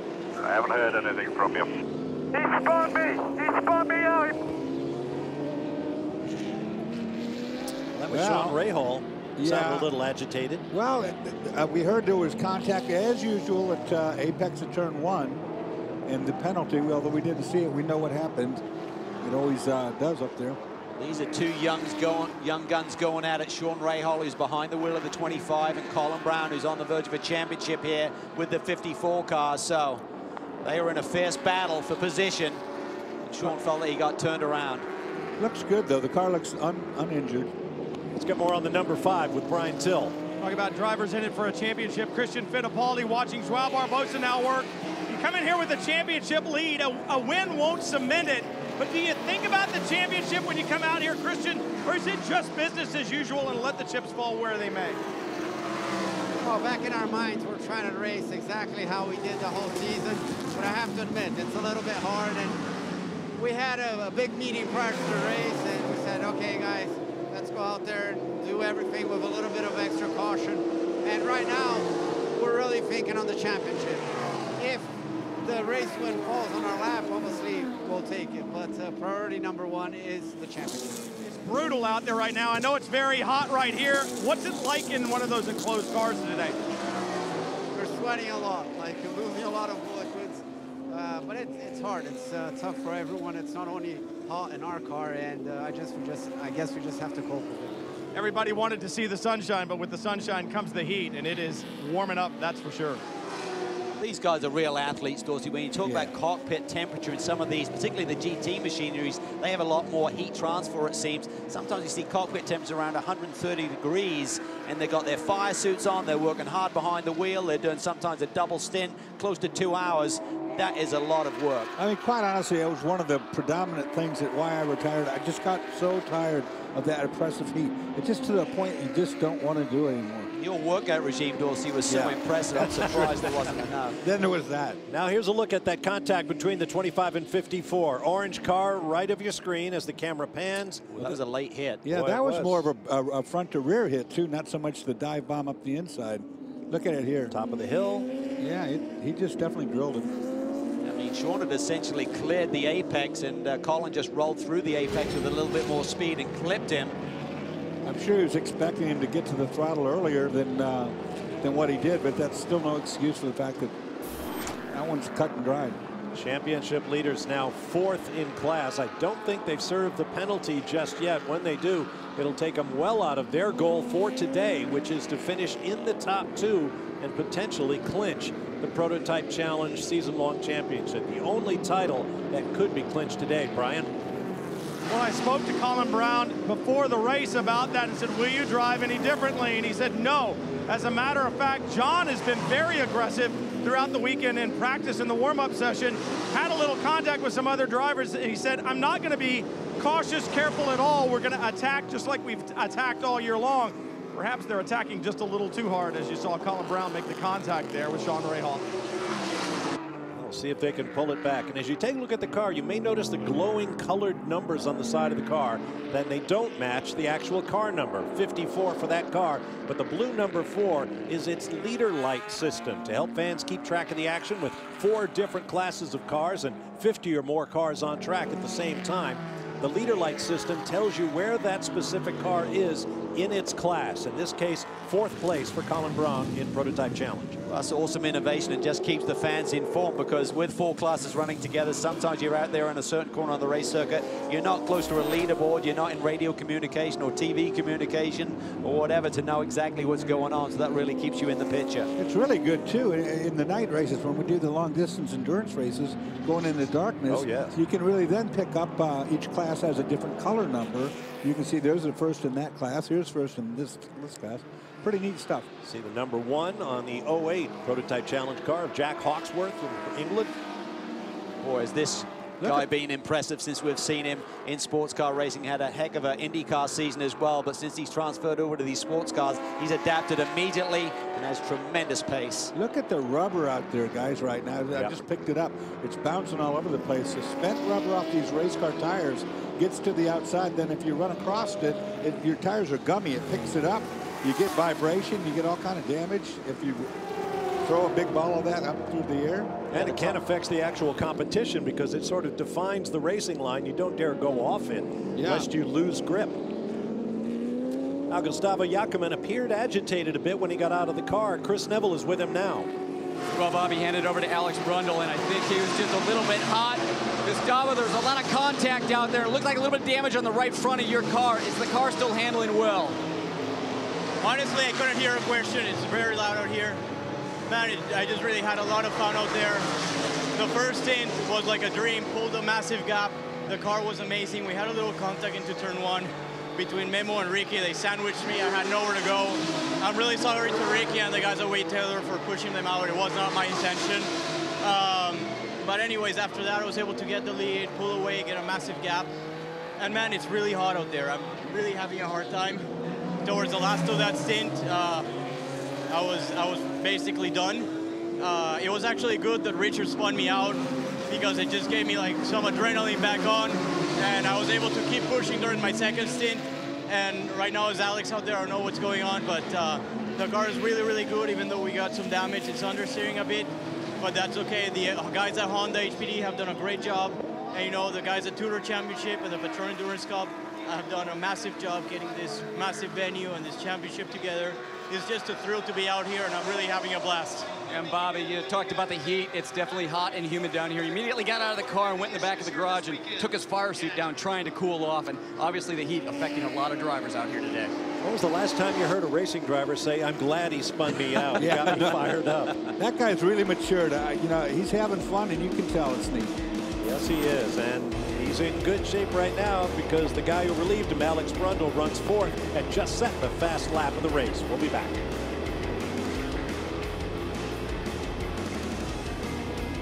We are back live at the Circuit of the Americas, the Lone Star Le Mans. There is the GTD Turner Motorsports BMW. making a pit stop. He entered 5th in class. One of our GTD championship leaders, Dane Cameron, staying behind the wheel to finish off this race. And the reason they're stopping right now, they were not out of fuel, but they can top him up now and get to the finish. So this is the window they have. Just over an hour. It's about an hour 3 when he hit pit lane. The advantage is being the first guy in. If there was a yellow, pit lane would close. You would leapfrog to the front. And here we see a domino effect. The 555, the AIM Autosport team, saw Cameron come in. They're following suit. There'll be a domino effect here. We'll see other teams probably in the next lap or two come in. Townsend Bell now behind the wheel, and they are shown 11th in class. Tough weekend for this Ferrari, Dorsey. I would think at this point, Calvin, that a fresh set of rubber would be a big, big plus as far as lap speed on this racetrack. All that spent rubber out there shows you one thing. Tire wear is excessive here. And I saw one of the Porsches coming up the straightaway just a lap ago, and he was weaving back and forth, trying to get rid of that rubber pickup.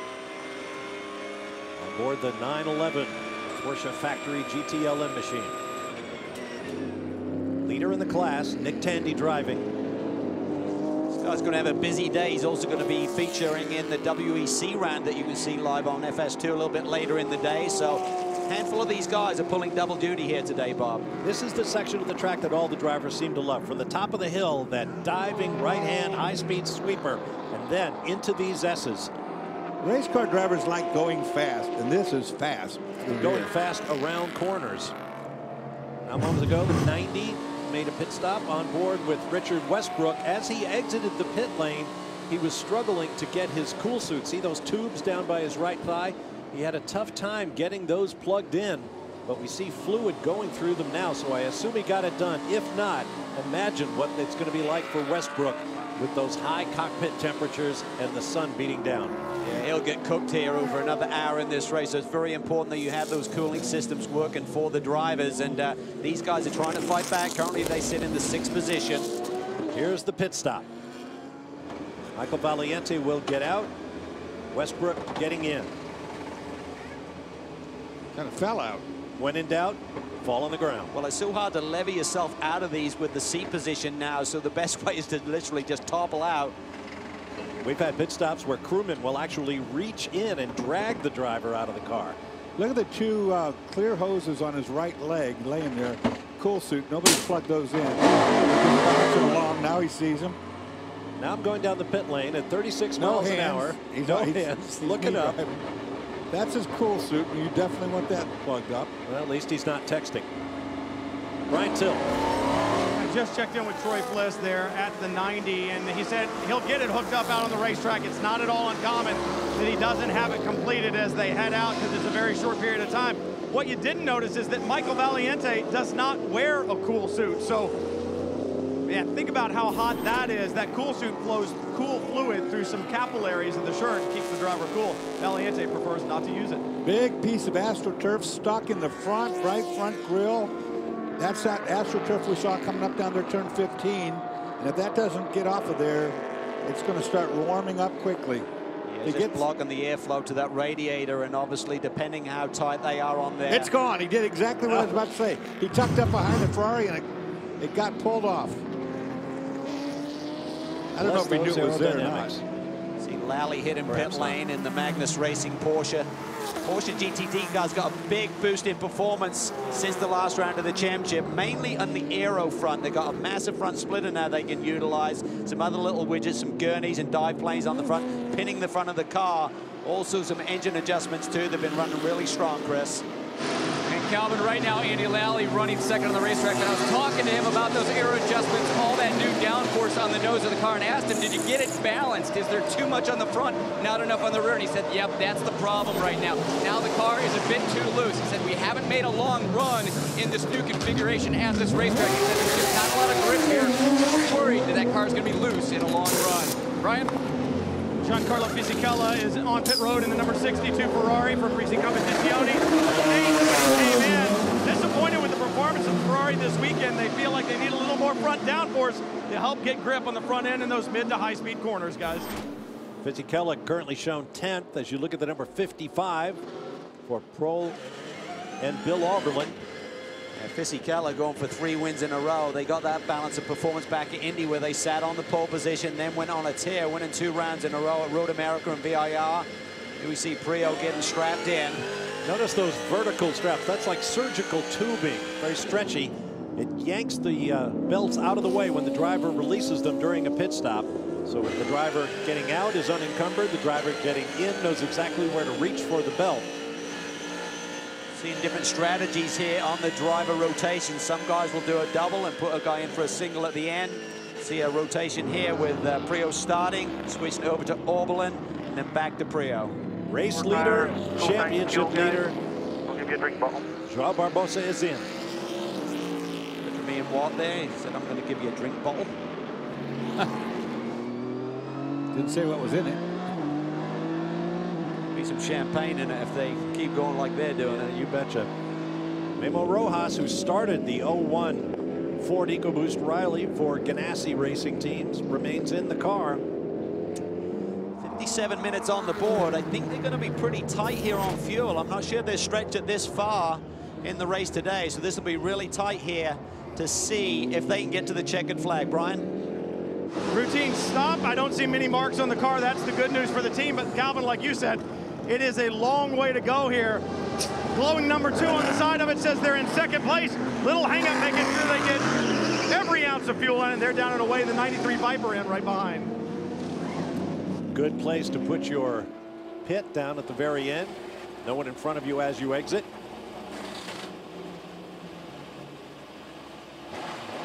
Jonathan Bomarito climbs in the number 93 Dodge Viper SRT. This could be a critical race in their championship challenge. A lot of action on pit lane. Just to give you an update on that number 5 pit stop, their very first run of the day, they only did 46 minutes. Now, there were the pace laps to consider to add to that number, but this is going to have to be a 56-minute run here to get to the checkered flag without having to hit pit lane to just give them a splash of fuel, as we call it, maybe a couple of gallons to get to the finish. Downhill, sweeping right into the S's. Ride with the 912. Here's the sister car, the 911. Nick Tandy and the GTLM class leader. Could be a big day for Porsche. They came in here with a manufacturer's lead by just a couple of points, but obviously if they win, they're going to extend it at the end of the day.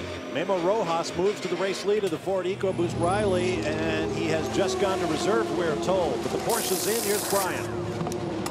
Nick Tandy on pit road, routine service here. First in class, and what's important about that is the Manufacturers Championship. Remember, it was the 911 that won the Rolex 24 at Daytona to open the season. Then the sister car won at Sebring, and that was huge in the Manufacturers Championship. If they can win again today, they'll just move that much closer to it with only one race to go. These Porsches have been strong in all of the sessions leading up to here, and we've had every kind of weather you can imagine. It was really hot, really humid, really rainy, really dry for a while, so they've been at the top. I suspect they're going to be good. Talk about that Manufacturers Championship of the GT Le Mans class. Porsche leads with 276 points, Chevy 274, Dodge Viper SRT 273, BMW 272, and Ferrari 264. Yeah, so literally every position is critical right now. The difference between first and second place is a mere 3 points, but it is crucial when it's this tight in the game. We expect the 01 on pit road shortly. Again, I think everyone's stretching it as far as they can right now to ensure that they don't need a final pit stop. We saw a caution they'd be able to save some fuel. You're not going to burn the fuel at the same rate when you're running slowly, of course, but there's no banking on that. 91 Viper leaves. Number 4 Corvette is in. Like you said, Calvin, everybody routine right now. Everybody going to stretch as far as they can, get as many laps in, so they have less to do. Been a big month for Ollie Gavin. He's been down in Australia since the last round of the championship at VIR. Trouble getting the door. We've seen this before. This is the story of the number 4's season encapsulated. They've had to switch his door out before when this happened at an earlier race. With the door here. Crew Chief Ryan Hoy looks in. Trying to figure out where it's jamming up, and now it just closes. Amazing. Maybe a bit of that rubber off the racetrack lodged in the door. Boy, just this car, though, it just has the worst luck this year. Just getting back to Ollie's travels. He went from VIR back to England briefly, and 54 hours of travel later, he was down in Brisbane, Australia to prepare for an Aussie V8 supercar round at Sandown last weekend. So he's been a busy boy of late. Doesn't even know what time zone he's in, I'm sure. Okay, from the race lead, Ganassi car is in. Chris Neville's there. And Memo Rojas out, Scott Pruitt in, going to do 4 Continental tires, a full load of fuel. And Calvin, you've been talking about whether these cars can make it or not to the finish. I just checked in with the team. Michael Gara telling me they're going to need 1 caution. They said, we tried to tell Pruitt he's got to save fuel, but we all know Scott Pruitt is one guy that is hard on the throttle. So he said at this point in time, we've got to get a caution if we're going to make it the whole way. Yeah, and I think if they're in fuel trouble, I'd have to say Action Express, the number 5 car, would be in fuel trouble too. Looking at the first stop, certainly they were not getting the length of stint that the Ford-powered cars were. Now, there's been a balance of performance adjustment in the fuel cell size. The Chevy's got cut back 6 liters, the Ford just 3. So that could be crucial here as we look to the checkered flag here today. We have our 7th lead change of the day as Alex Brundle cycles to the point. Number 3 completes his pit stop. Brian. Antonio Garcia out. Jan Magnussen will try to carry Antonio Garcia's championship points lead to the checkered flag here. Remember, he's not in it anymore. Garcia owns it, but only by 6 points. So Magnussen has his work cut out for him in a Corvette that hasn't been handling as well as they'd like. How about this angle? Looking out the door of the number 3 Corvette. Bet the driver wishes he had this view. Anybody coming? You bet. Long way to go here at the Lone Star Le Mans in Austin.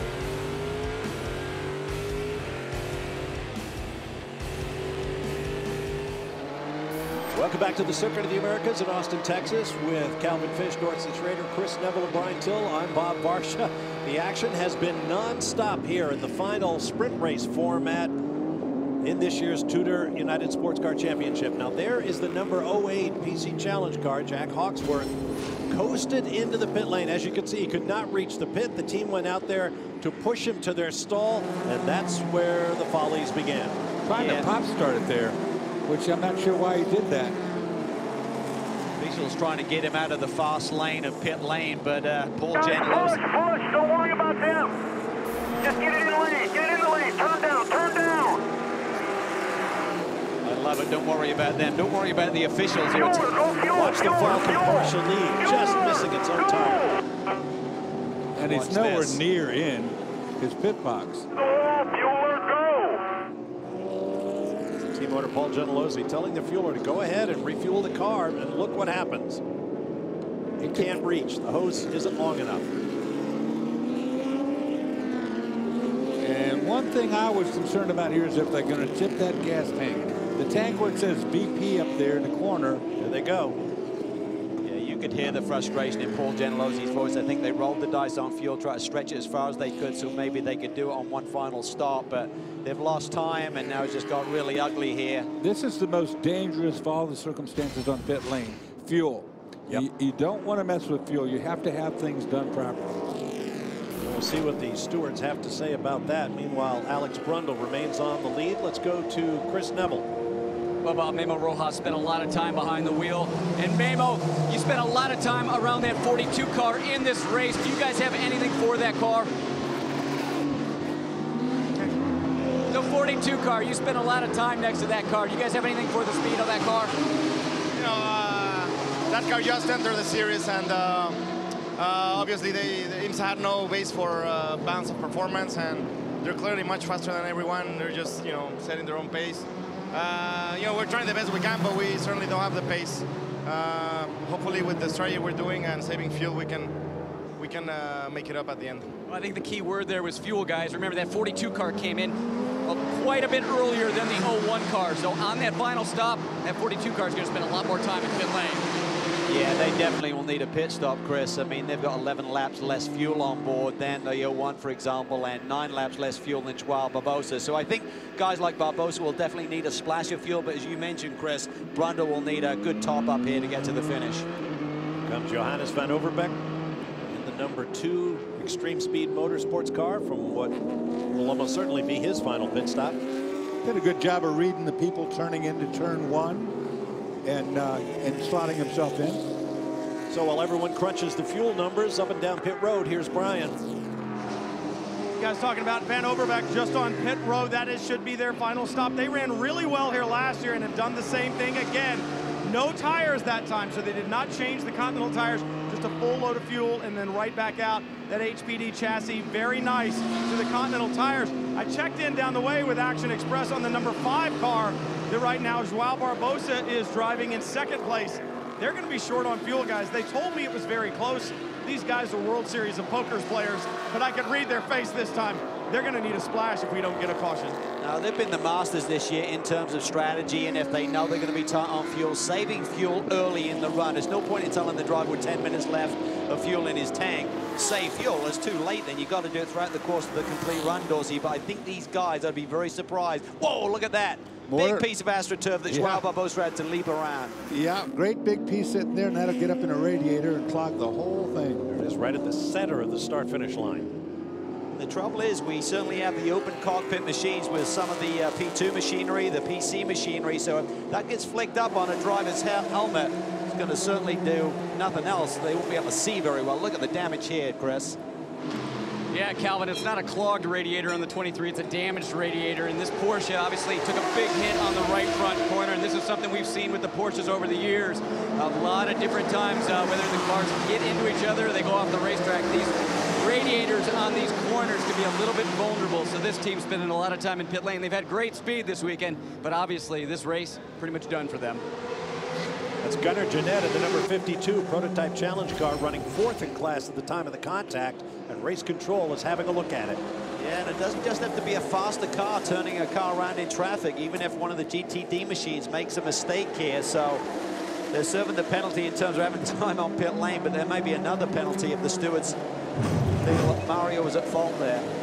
Shame's having a great run here today. On board with Alex Brundle, whose father Martin had a distinguished Formula One career and lots of success in sports cars as well. Last time we saw young Alex was at Watkins Glen, where he put his car on the pole, led till the very end of that race when he got swamped by Richard Westbrook on a restart. Spoke to him this weekend. He's very excited.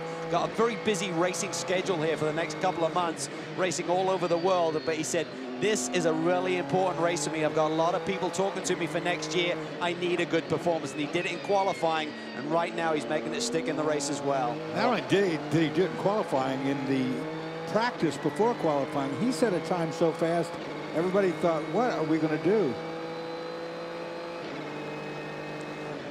Well, he has experience with this Ligier, lots of miles in the car, was part of its successful debut at the 24 Hours. Terrific young talent. Now word from the stewards is that the 23 car, the Alex Job Racing GTD machine, that car will get a drive-through for contact if it can rejoin.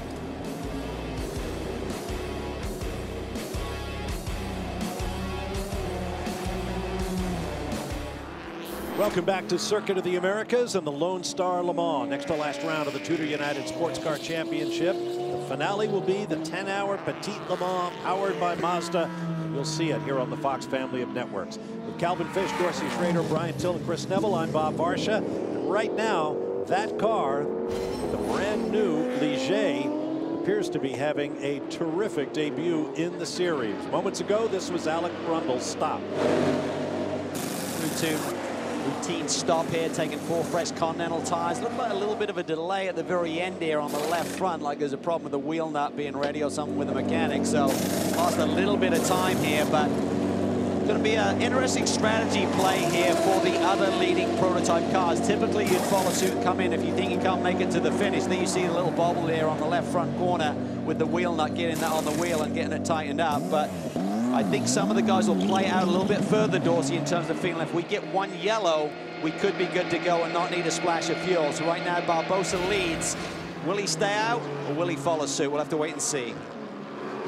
And Calvin, when that car was in pit lane, he had about an 11-second lead over the 5 car, 30-second lead over the 01. So it'll be interesting to see how this all cycles through. But interesting, a big chunk of synthetic turf was pulled out of the right front corner on that car. The team's got it laying back in their pit box. I mean, it was a huge chunk of turf that obviously Alex Brundle ran over on the racetrack, and they needed to get out of that car. So some of these exits in these corners starting to come up. shunks get pretty heavy, Dorsey. Yeah, they are heavy. And you made a big point about that too, Calvin, because if you threw that up in the air to an open cockpit car, the weight of that hitting your helmet, wrapping around your helmet, would like to tear your head palm off. Yeah, when you're hitting it at about 150, 160 miles an hour, and suddenly that kind of clips you across the back of the head. Look at turn 15. They have just obliterated that corner. Speed of Richard Westbrook through that turn 19 was phenomenal. Look at the downforce on these prototypes. Tremendous debris all around this racetrack. And Bob, you were talking about caution, or Calvin, you were talking about these guys maybe wanting the caution. I think the only thing that's going to give them a caution is what's brought out the only caution today, debris. Westy sits there in the 6th spot trying to fight his way back into the game here. Remember, championship on the line. The guys they are chasing, they lead right now. 10 cars had its problems today. They still have rebounded nicely, sitting in the 7th spot. Less than 37 minutes to go in the race. You just look to the outside of any one of these corners, you can see all of the marbles, if you will. Making it a one-line racetrack, you dare not go out there. Hearing that the 5 car may have made a decision to pit here shortly. That'll be his last one. There he is, going to top off. So with the championship lead, they don't roll the dice. They come in, realize they're not going to make it without some help or caution. They're heading pit lane. I think this is smart, Calvin. I don't see a caution short of a debris one. To Brian. There'll be a time stop, fuel going in. Crew chief with the stick, taps the fueler on the back, withdraws the probe, and off they go. You can see how quick that was, probably around 5 seconds. Now, if you had a caution, you'd gain that fuel back, so they decided not to wait for a caution. So you can go either way on that. I mean, championship is on the line. They're going to still hold good track position here. This way, they're good to go either way. I mean, they're just playing fate. But there's so much debris out on that racetrack. There's so much stuff. The probability of having something go wrong is pretty great. And where the temptation might be in an otherwise normal race to hope for a final caution flag, they're looking big picture. That championship, as we heard earlier from Christian Fittipaldi, is what they're after, so they're taking no chances. And this is a safe racetrack. It's got so much width to it that, you know, you don't, even if you get off the racetrack here, it doesn't normally mean a crash. You know, you don't hit anything, so you continue on. The yellows don't fall. Here's a look at the prototype class championship as they run. Been waiting on this. The 5 takes a boot from the 45 GTD car. Bear in mind, there's 35 points for a win at Petit Le Mans on the line, plus a point for starting. So 36 points is the maximum that you could gain over a competitor. So they wouldn't clinch here today, but pretty much in the bag if they do their minimum drive time in that 10-hour race. And another factor in the decision is that the 2nd place car is Scott Pruitt in the Ganassi. Well, Ganassi, he's now on the point, the overall race lead. But my point is, it's not in the championship mix, so he can afford to help tip them in making that decision. Well, we're not worried about them. Let's go ahead and pit. That's exactly what Dorsey said at the beginning of the race, is that you got to keep an eye on your opponent for the championship. They realize the 10 and the 90 are behind them. They can make that pit stop and still stay in front of those guys. The big question mark now in terms of the victory is, can Pruitt stretch that fuel? They said during the pit stop we're going to be awfully tight, and as we know, Scotty Pruitt loves to work that throttle through the corners. That burns fuel. You know what? His driving style looks like a shoe out there in the middle of the track. I hope it wasn't a shoe. But anyway, Scott uses the throttle to unlock and lock the lock rear end and get the front of the car to turn mid-corner. That really works well, and Pruitt's good at it, but it does eat fuel. On board with Scott Pruitt. Chris Neville can add. Well, Bob, we talked about during that last pit stop the fact that they're going to try and roll the dice, hope for a caution because that's what they need, but they've also been very good about telling Scott the fuel economy that he's getting, because they can see that on the data that they get here in pit lane. They can see exactly how much fuel he's using each lap and tell him you're going too fast or you're going too slow, trying to get him in a window that he can make the finish of this race. Brian? Will Turner calls the shots at Turner Motorsports. Will, they keep trying to slow this BMW down. You always find a way, it seems like. Win today, or Andy Lally closing the gap a little too much for your comfort? No, you know, because we know that we're a little bit at disadvantage in the straightaways. Don Salama really calls the shots of the team today. Made a call to get us out in clean air, and we're out in clean air now, but the BOP adjustment they gave the Porsche is clearly coming into play here, because I think Lally smells our little wounded sheep, and he's coming. Bleak Mullen looks like Bleak Mullen and our car have kind of the same pace, but I think Lally's coming, so I'd be surprised if the Porsche doesn't pass us both. But Andy Lally doesn't matter in the championship right now. If you look at the other teams and the other drivers that are tied with Dane Cameron, they're not having a good day, so even second place should be good.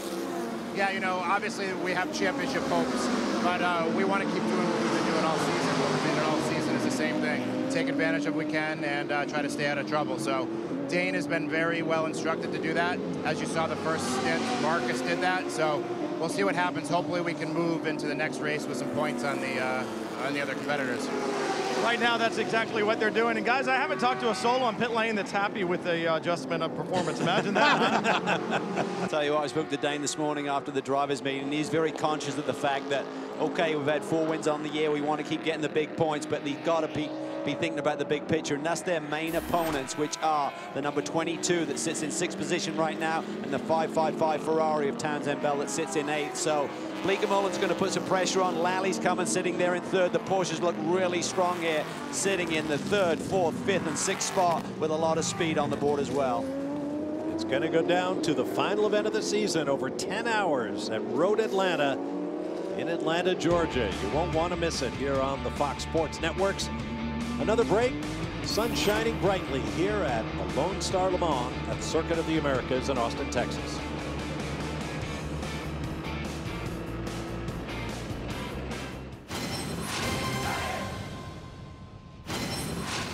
Hi, I'm Brian Hoy, crew chief of the 4-car.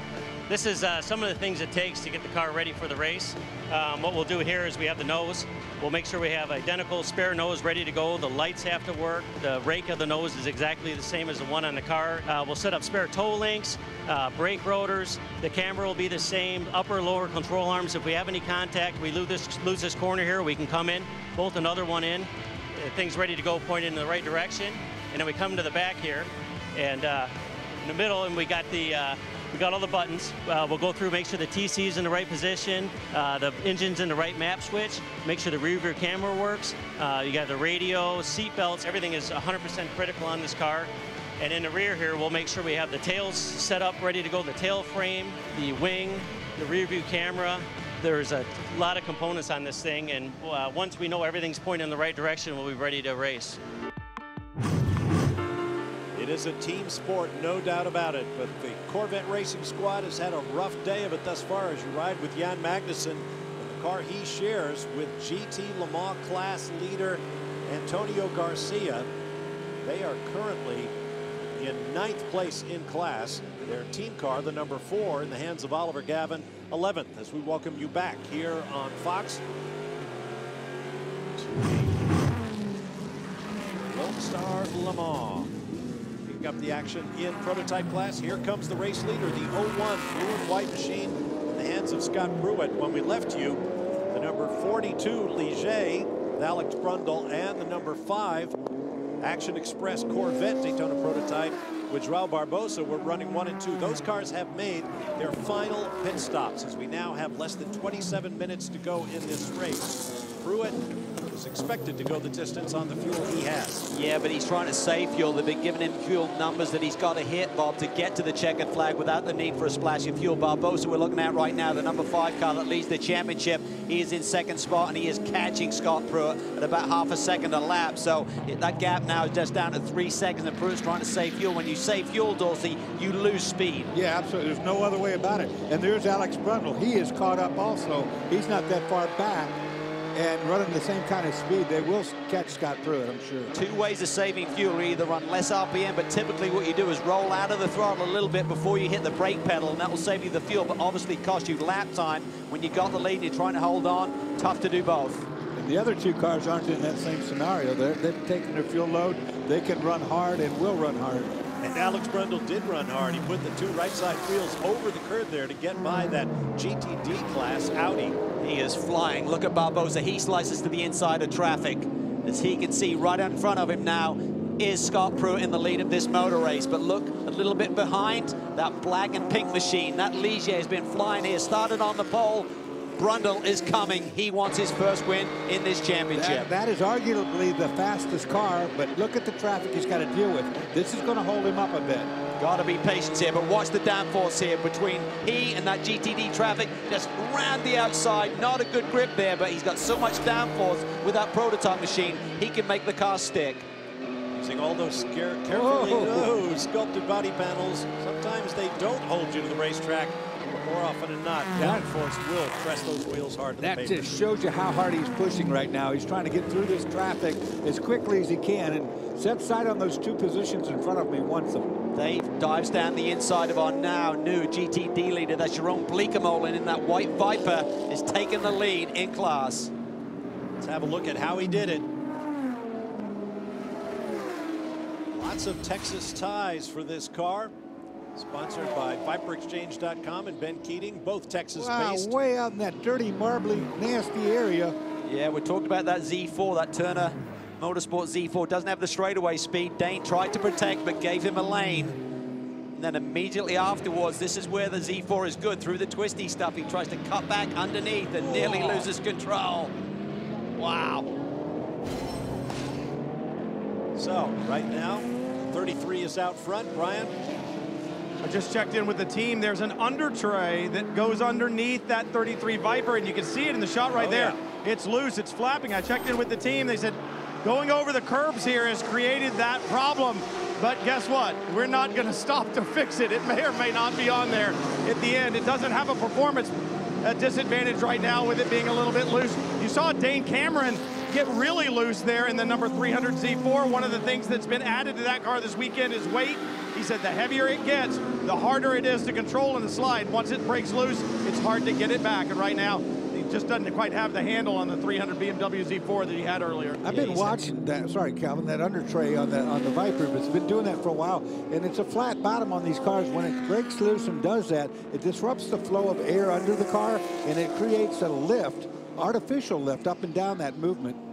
The only concern for that car, Bob, is it has to pass technical inspection after the race, and there's some minimum ground clearances that you have to clear, so that could be a concern for the boys even if they get to victory lane. Over the radio, Scott Pruitt, with whom you ride, was told, enough fuel conservation, get after it. Let's listen to the radio transmission. Just you keep getting in fuel mileage, is that right?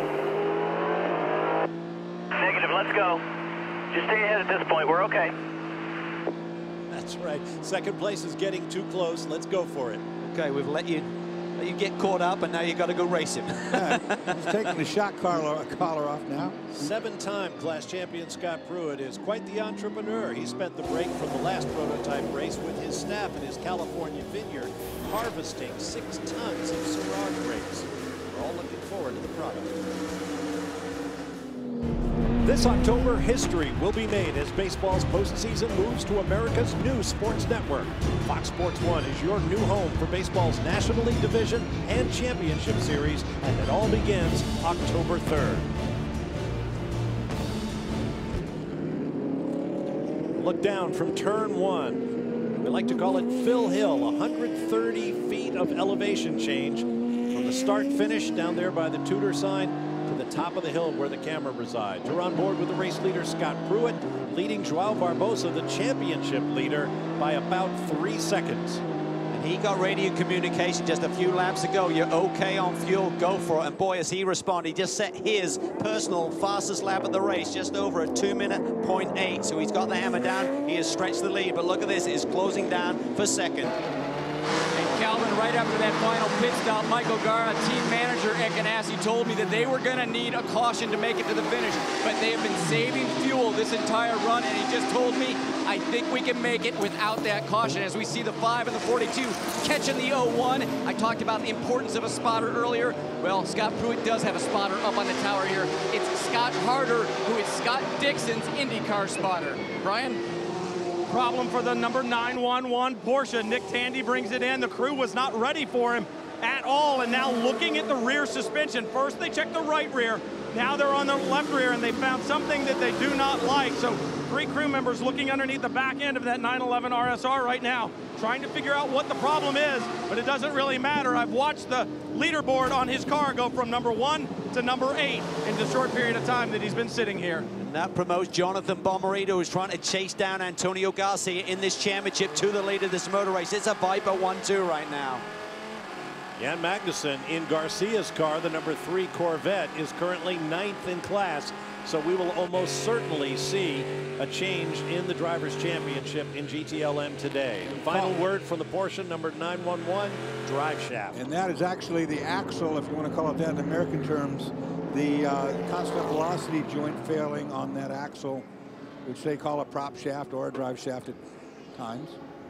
Andy up and out of the car. Rear engine with no drive shaft. What a day for Viper. They could take the lead in the drivers and the manufacturer's title here tonight with just 1 round to go. Highest placed Porsche's Patrick Long, the American factory Porsche driver, sits in the 3rd spot. Vissy Keller's having a great run in the Ferrari up to 4th. But the Vipers, there you see them. This is kind of their retro livery that they ran back in the early 2000s with so much success with the French-based Orica team, winning the Le Mans title many years in a row. You know, and ever since they've gone back to that color, things have been good. Yeah, they have. They've really turned things around. They also quiet start to the year. Won the Rolex 24 at Daytona overall, not just in GT. And speaking of GT, the 23 is buried. Yes, it is indeed, in one of the few places that around this racetrack. This is the car that sat on pit road having work done after contact with another car. Burst the radiator. This is 12. off that back straightaway where we saw a huge crash earlier in a different race. Turn 12. End of that long straightaway. See, 11 to 12, 3/4 of a mile flat out, but then you've got to get the car stopped. Very heavy braking for turn 12. This is almost always a mechanical issue when you have a car that far. Like, right front. Oh, man. Something let go in the right. Whoa! Wow. Right rear's down. Well, yep. Talk about threading the needle. Wow. Suddenly saw a puff of smoke. I thought in the right front, so I'm not sure if it was a rotor. Something broke. Brake rotor blew up, maybe? Yeah. Tires looked to be good when he came to a halt there. That could have been a brake rotor explosion. I'll tell you one thing's for sure. Joao Barbosa will not want to fight the very talented but extremely aggressive young Alex Brundle here. Championship on the line. Brundle's got speed. He's a terrier, he is. It's exactly what my point was going to be. What we've talked about all day long. You have to make big picture decisions when you're the championship leader. Right now, you're sandwiched by 2 cars that are not factors in the overall championship. What do you do? Brundle has put together a couple laps in his practice and qualifying runs that have staggered this field. That car is fast with him behind the wheel. Well, it's fast, period. Ooh, off the road a little bit. Lots of downforce. The key is going to be how hard did he push through. Oh, problems there on the right front. No, he picked up that junk. He just picked that. He was out there on that AstroTurf. That dive plane has been damaged for the majority of the race, so I thought that was delaminating even further. But you're right, Dorsey. He did pick up a piece of that AstroTurf.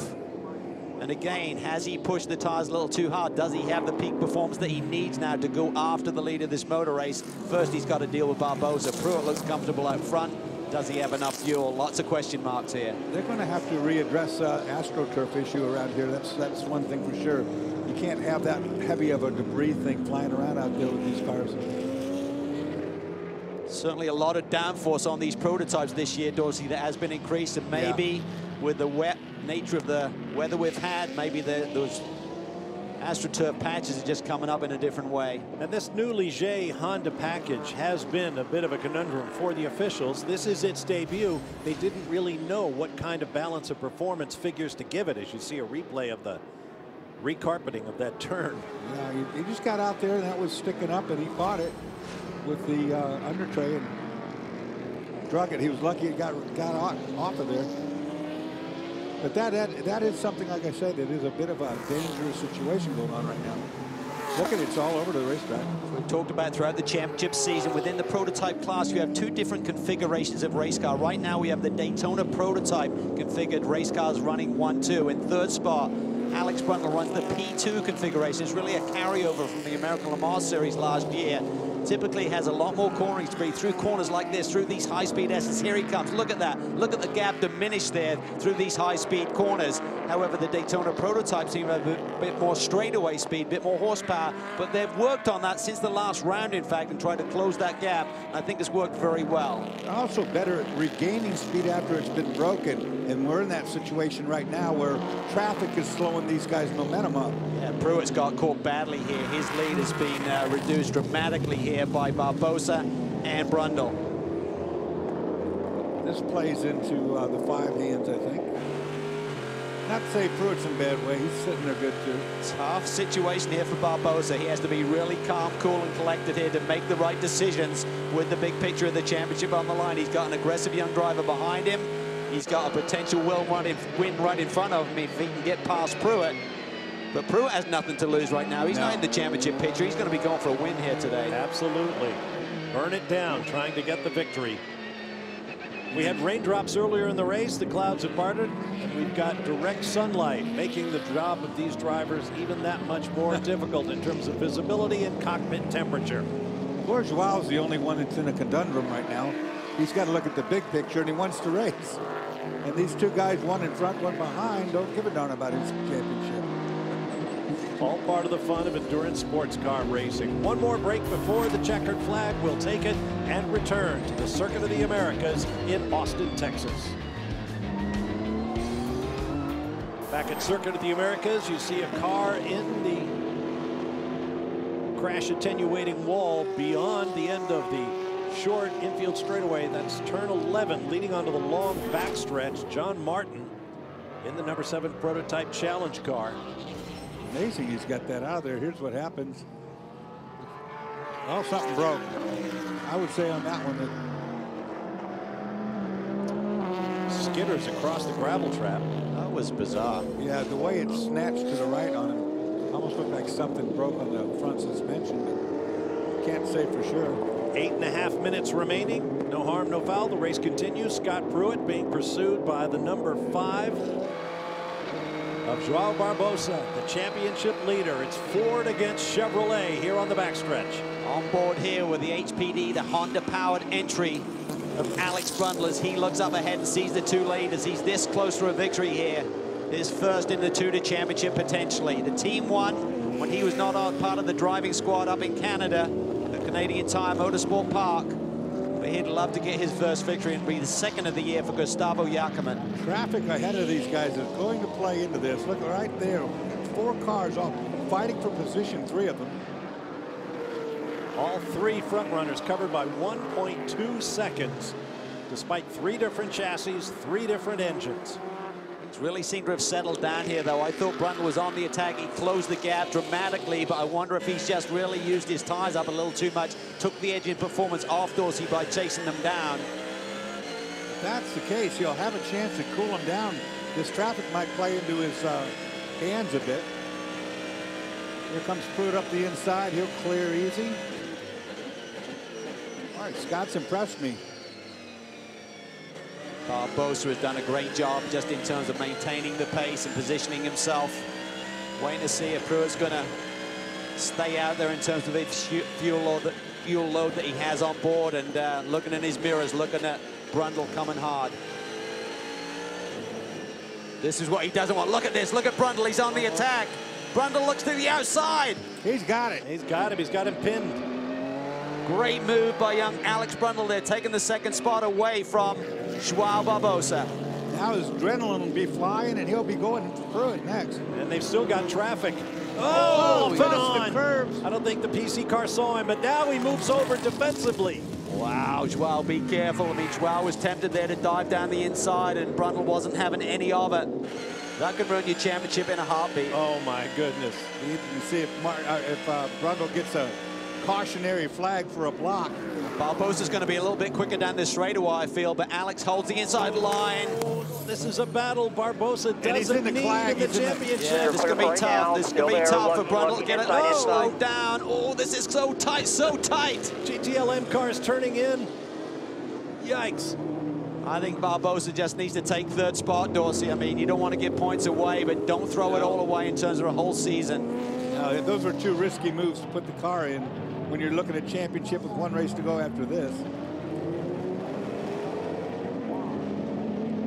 But I understand. No pressure behind you.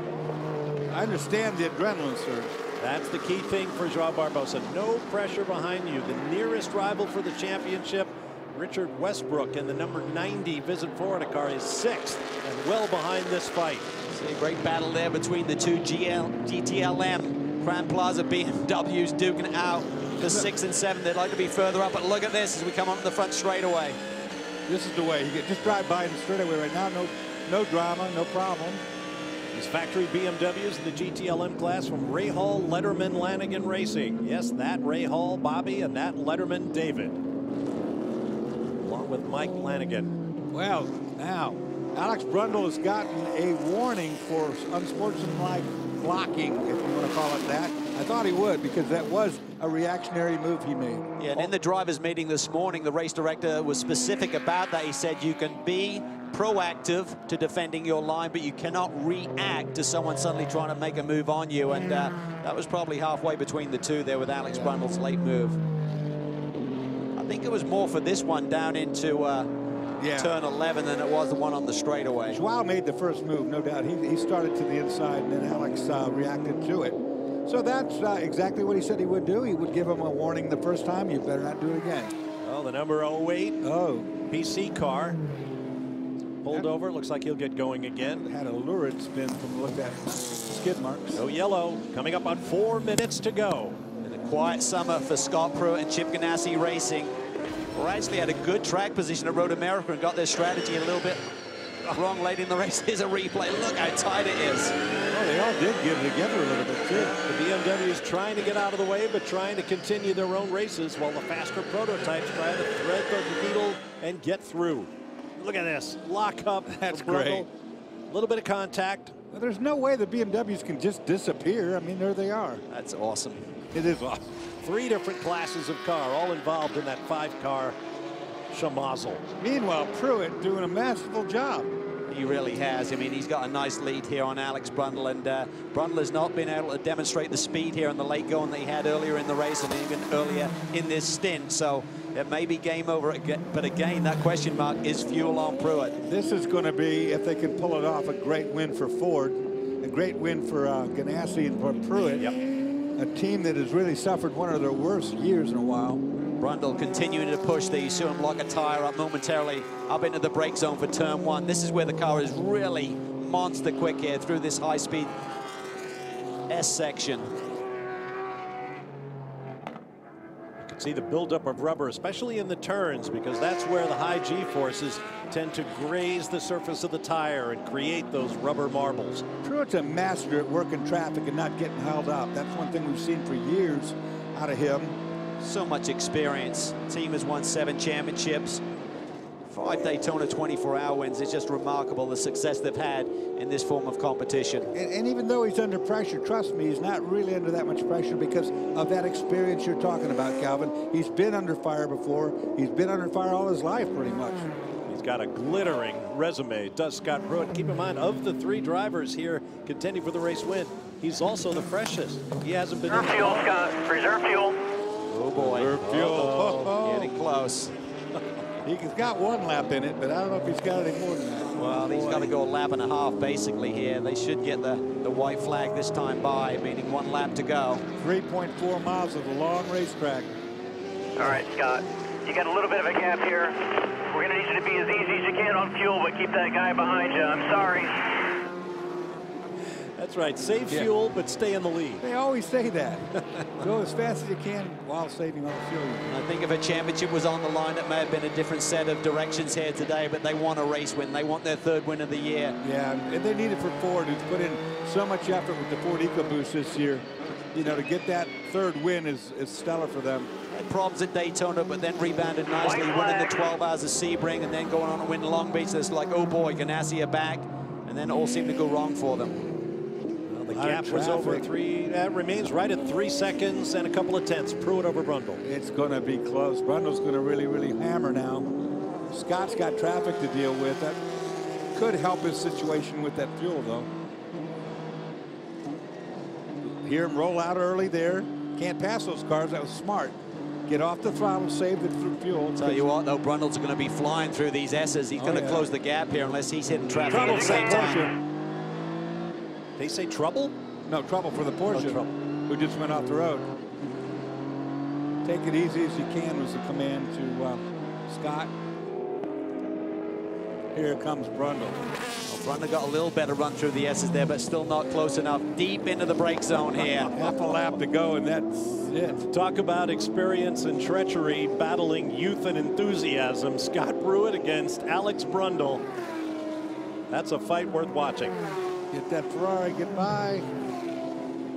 Good, clear. That gives him a buffer right there.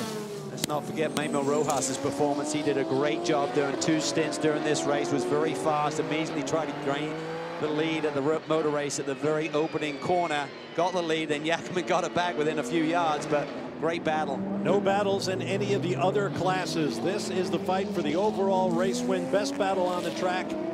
Earlier this year, Chip Ganassi Racing teams, that man on the left, Memo Rojas and Scott Pruitt, brought Ford back to victory lane at the legendary 12 Hours of Sebring for the first time in decades. And it appears today, despite a roller coaster of a season that has been not up to the lofty expectations of any Chip Ganassi Racing team, it appears that they will pick up another victory here in one of the biggest races of the season, the Lone Star Le Mans at Circuit of the Americas. Ford and Pruitt and Ganassi and Rojas win. Awesome job. Wow, you know what? Didn't see that handwriting on the wall this morning, did we? What a rebound. I mean, we questioned their strategy at the last round of the championship where they had good track position, didn't take the opportunity to pit, and that burned them a little bit. They rebounded beautifully here today. Here's our prototype challenge leader.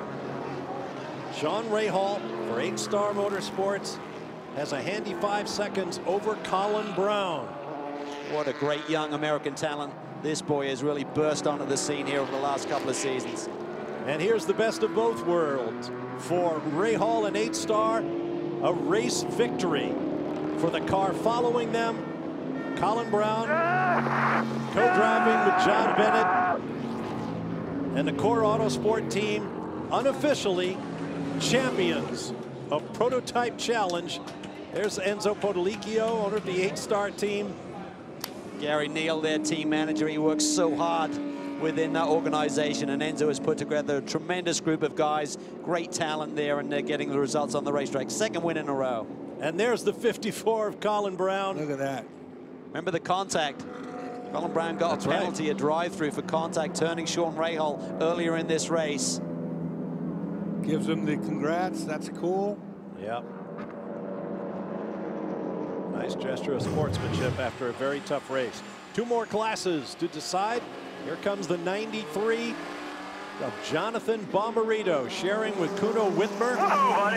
First place. P1, buddy.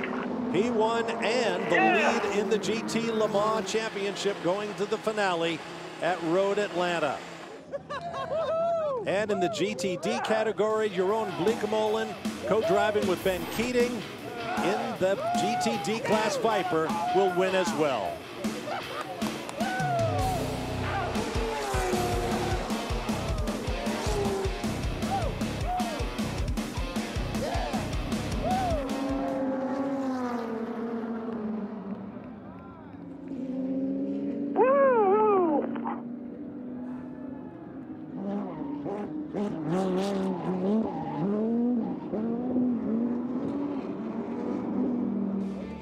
Welcome back to Circuit of the Americas. Our next broadcast will be the final round of the TUDOR United SportsCar Championship, and you'll see it here on your local Fox affiliate Sunday, October 5th at 11 a.m. Eastern Time, the Petit Le Mans, powered by Mazda. Don't miss it. Here's a look at unofficial results of today's Lone Star Le Mans, beginning with the prototype category. Well, it's a sensational rebound for the Ganassi squad, getting their 3rd win of the season. Brundle fought so hard, and Yakman did a tremendous opening stint there, but the big news is Fittipaldi and Barbosa beat their closest opponents here on the day. Now let's have a look at the championship standings going into the 10 hours at Petit Le Mans. Look at that. The guys up on top solidly, 22 points, 23 points. That's still within the realm, all the way down to 4. Scott Pruitt, Gustavo Yakman, 30 down. Now let's go down to Brian Till and hear from our unofficial driver's champion in Prototype Challenge. Colin Brown celebrating with his team down here. Hard to believe that with all the championships Core Autosport has had over the years, This is your first and John Bennett's first in Prototype Challenge. How's it feel, bud? Yeah, it feels great. I mean, it's so cool for me to be able to deliver that for John. You know, his first professional racing championship at this level. I mean, it's been a long time coming. We've been close, and certainly our sister cars won a few times. We've won the team championship, but it's special when we can pull off the you know, the drivers championship. And it's just hats off to these guys. We've persevered, raced hard, and it's an awesome feeling. Very happy. Congratulations. Thanks. Congratulations to John Bennett and Colin Brown. Here's a look at the GT Le Mans category as we look ahead to Petit Le Mans. What a swing. 13-point swing on the day. Bomarito and Wittmann and Viper now take the lead to Petit Le Mans. Back down to Victory Lane and Chris Neville. Well, a victory lane that is missing the winning car because Scott Pruitt ran out of fuel on the racetrack. But Mammal, what a race for you guys. You haven't been in victory lane since April back at Long Beach. Finally getting things turned around. Man, so excited. We really needed this. We've been working hard. It's been such a tough season, probably the toughest season in my career with all the up and downs. My hat's off to my team today, and all the Telmex Chip Ganassi Racing did a great job. And we just ran out of fuel. We didn't make it to the pit lane. As you can see, we based our strategy on fuel economy. Since my second stint, the team was asking me, go fast, save fuel, go fast, save fuel, which is the toughest thing to do, but we were able to kind of stay on the chase with saving fuel, and we're lucky it worked out. So we're happy to be in victory lane. Woo! Lots of challenges for the Ganassi team this year, but finishing strong. Brian? Talk about finishing strong. Wow, Jonathan Bomarito, what a heck of a run, and it really helps in the championship, both manufacturer and drivers. Oh man, we had an amazing day. 1-2, SRT Motorsports, our Dodge Viper GTSRs were amazing today. So hats off to the crew, they won that race for us. An amazing pit stop, good strategy, great drive by Kuno. We're on a roll here. I think we just took over the championship lead, and I can't tell you how excited I am. We're so pumped. I wish Petit was here tomorrow. So thank you to all the fans. This is hopefully we put on a great show for you guys. Championships are closing down, Chris. Well, Sean Rahal, Luis Diaz go 2 in a row with the win they got at VIR. Sean, what a race for you guys. You actually got spun on the racetrack by the guy that's leading the championship in this class. Big day for you.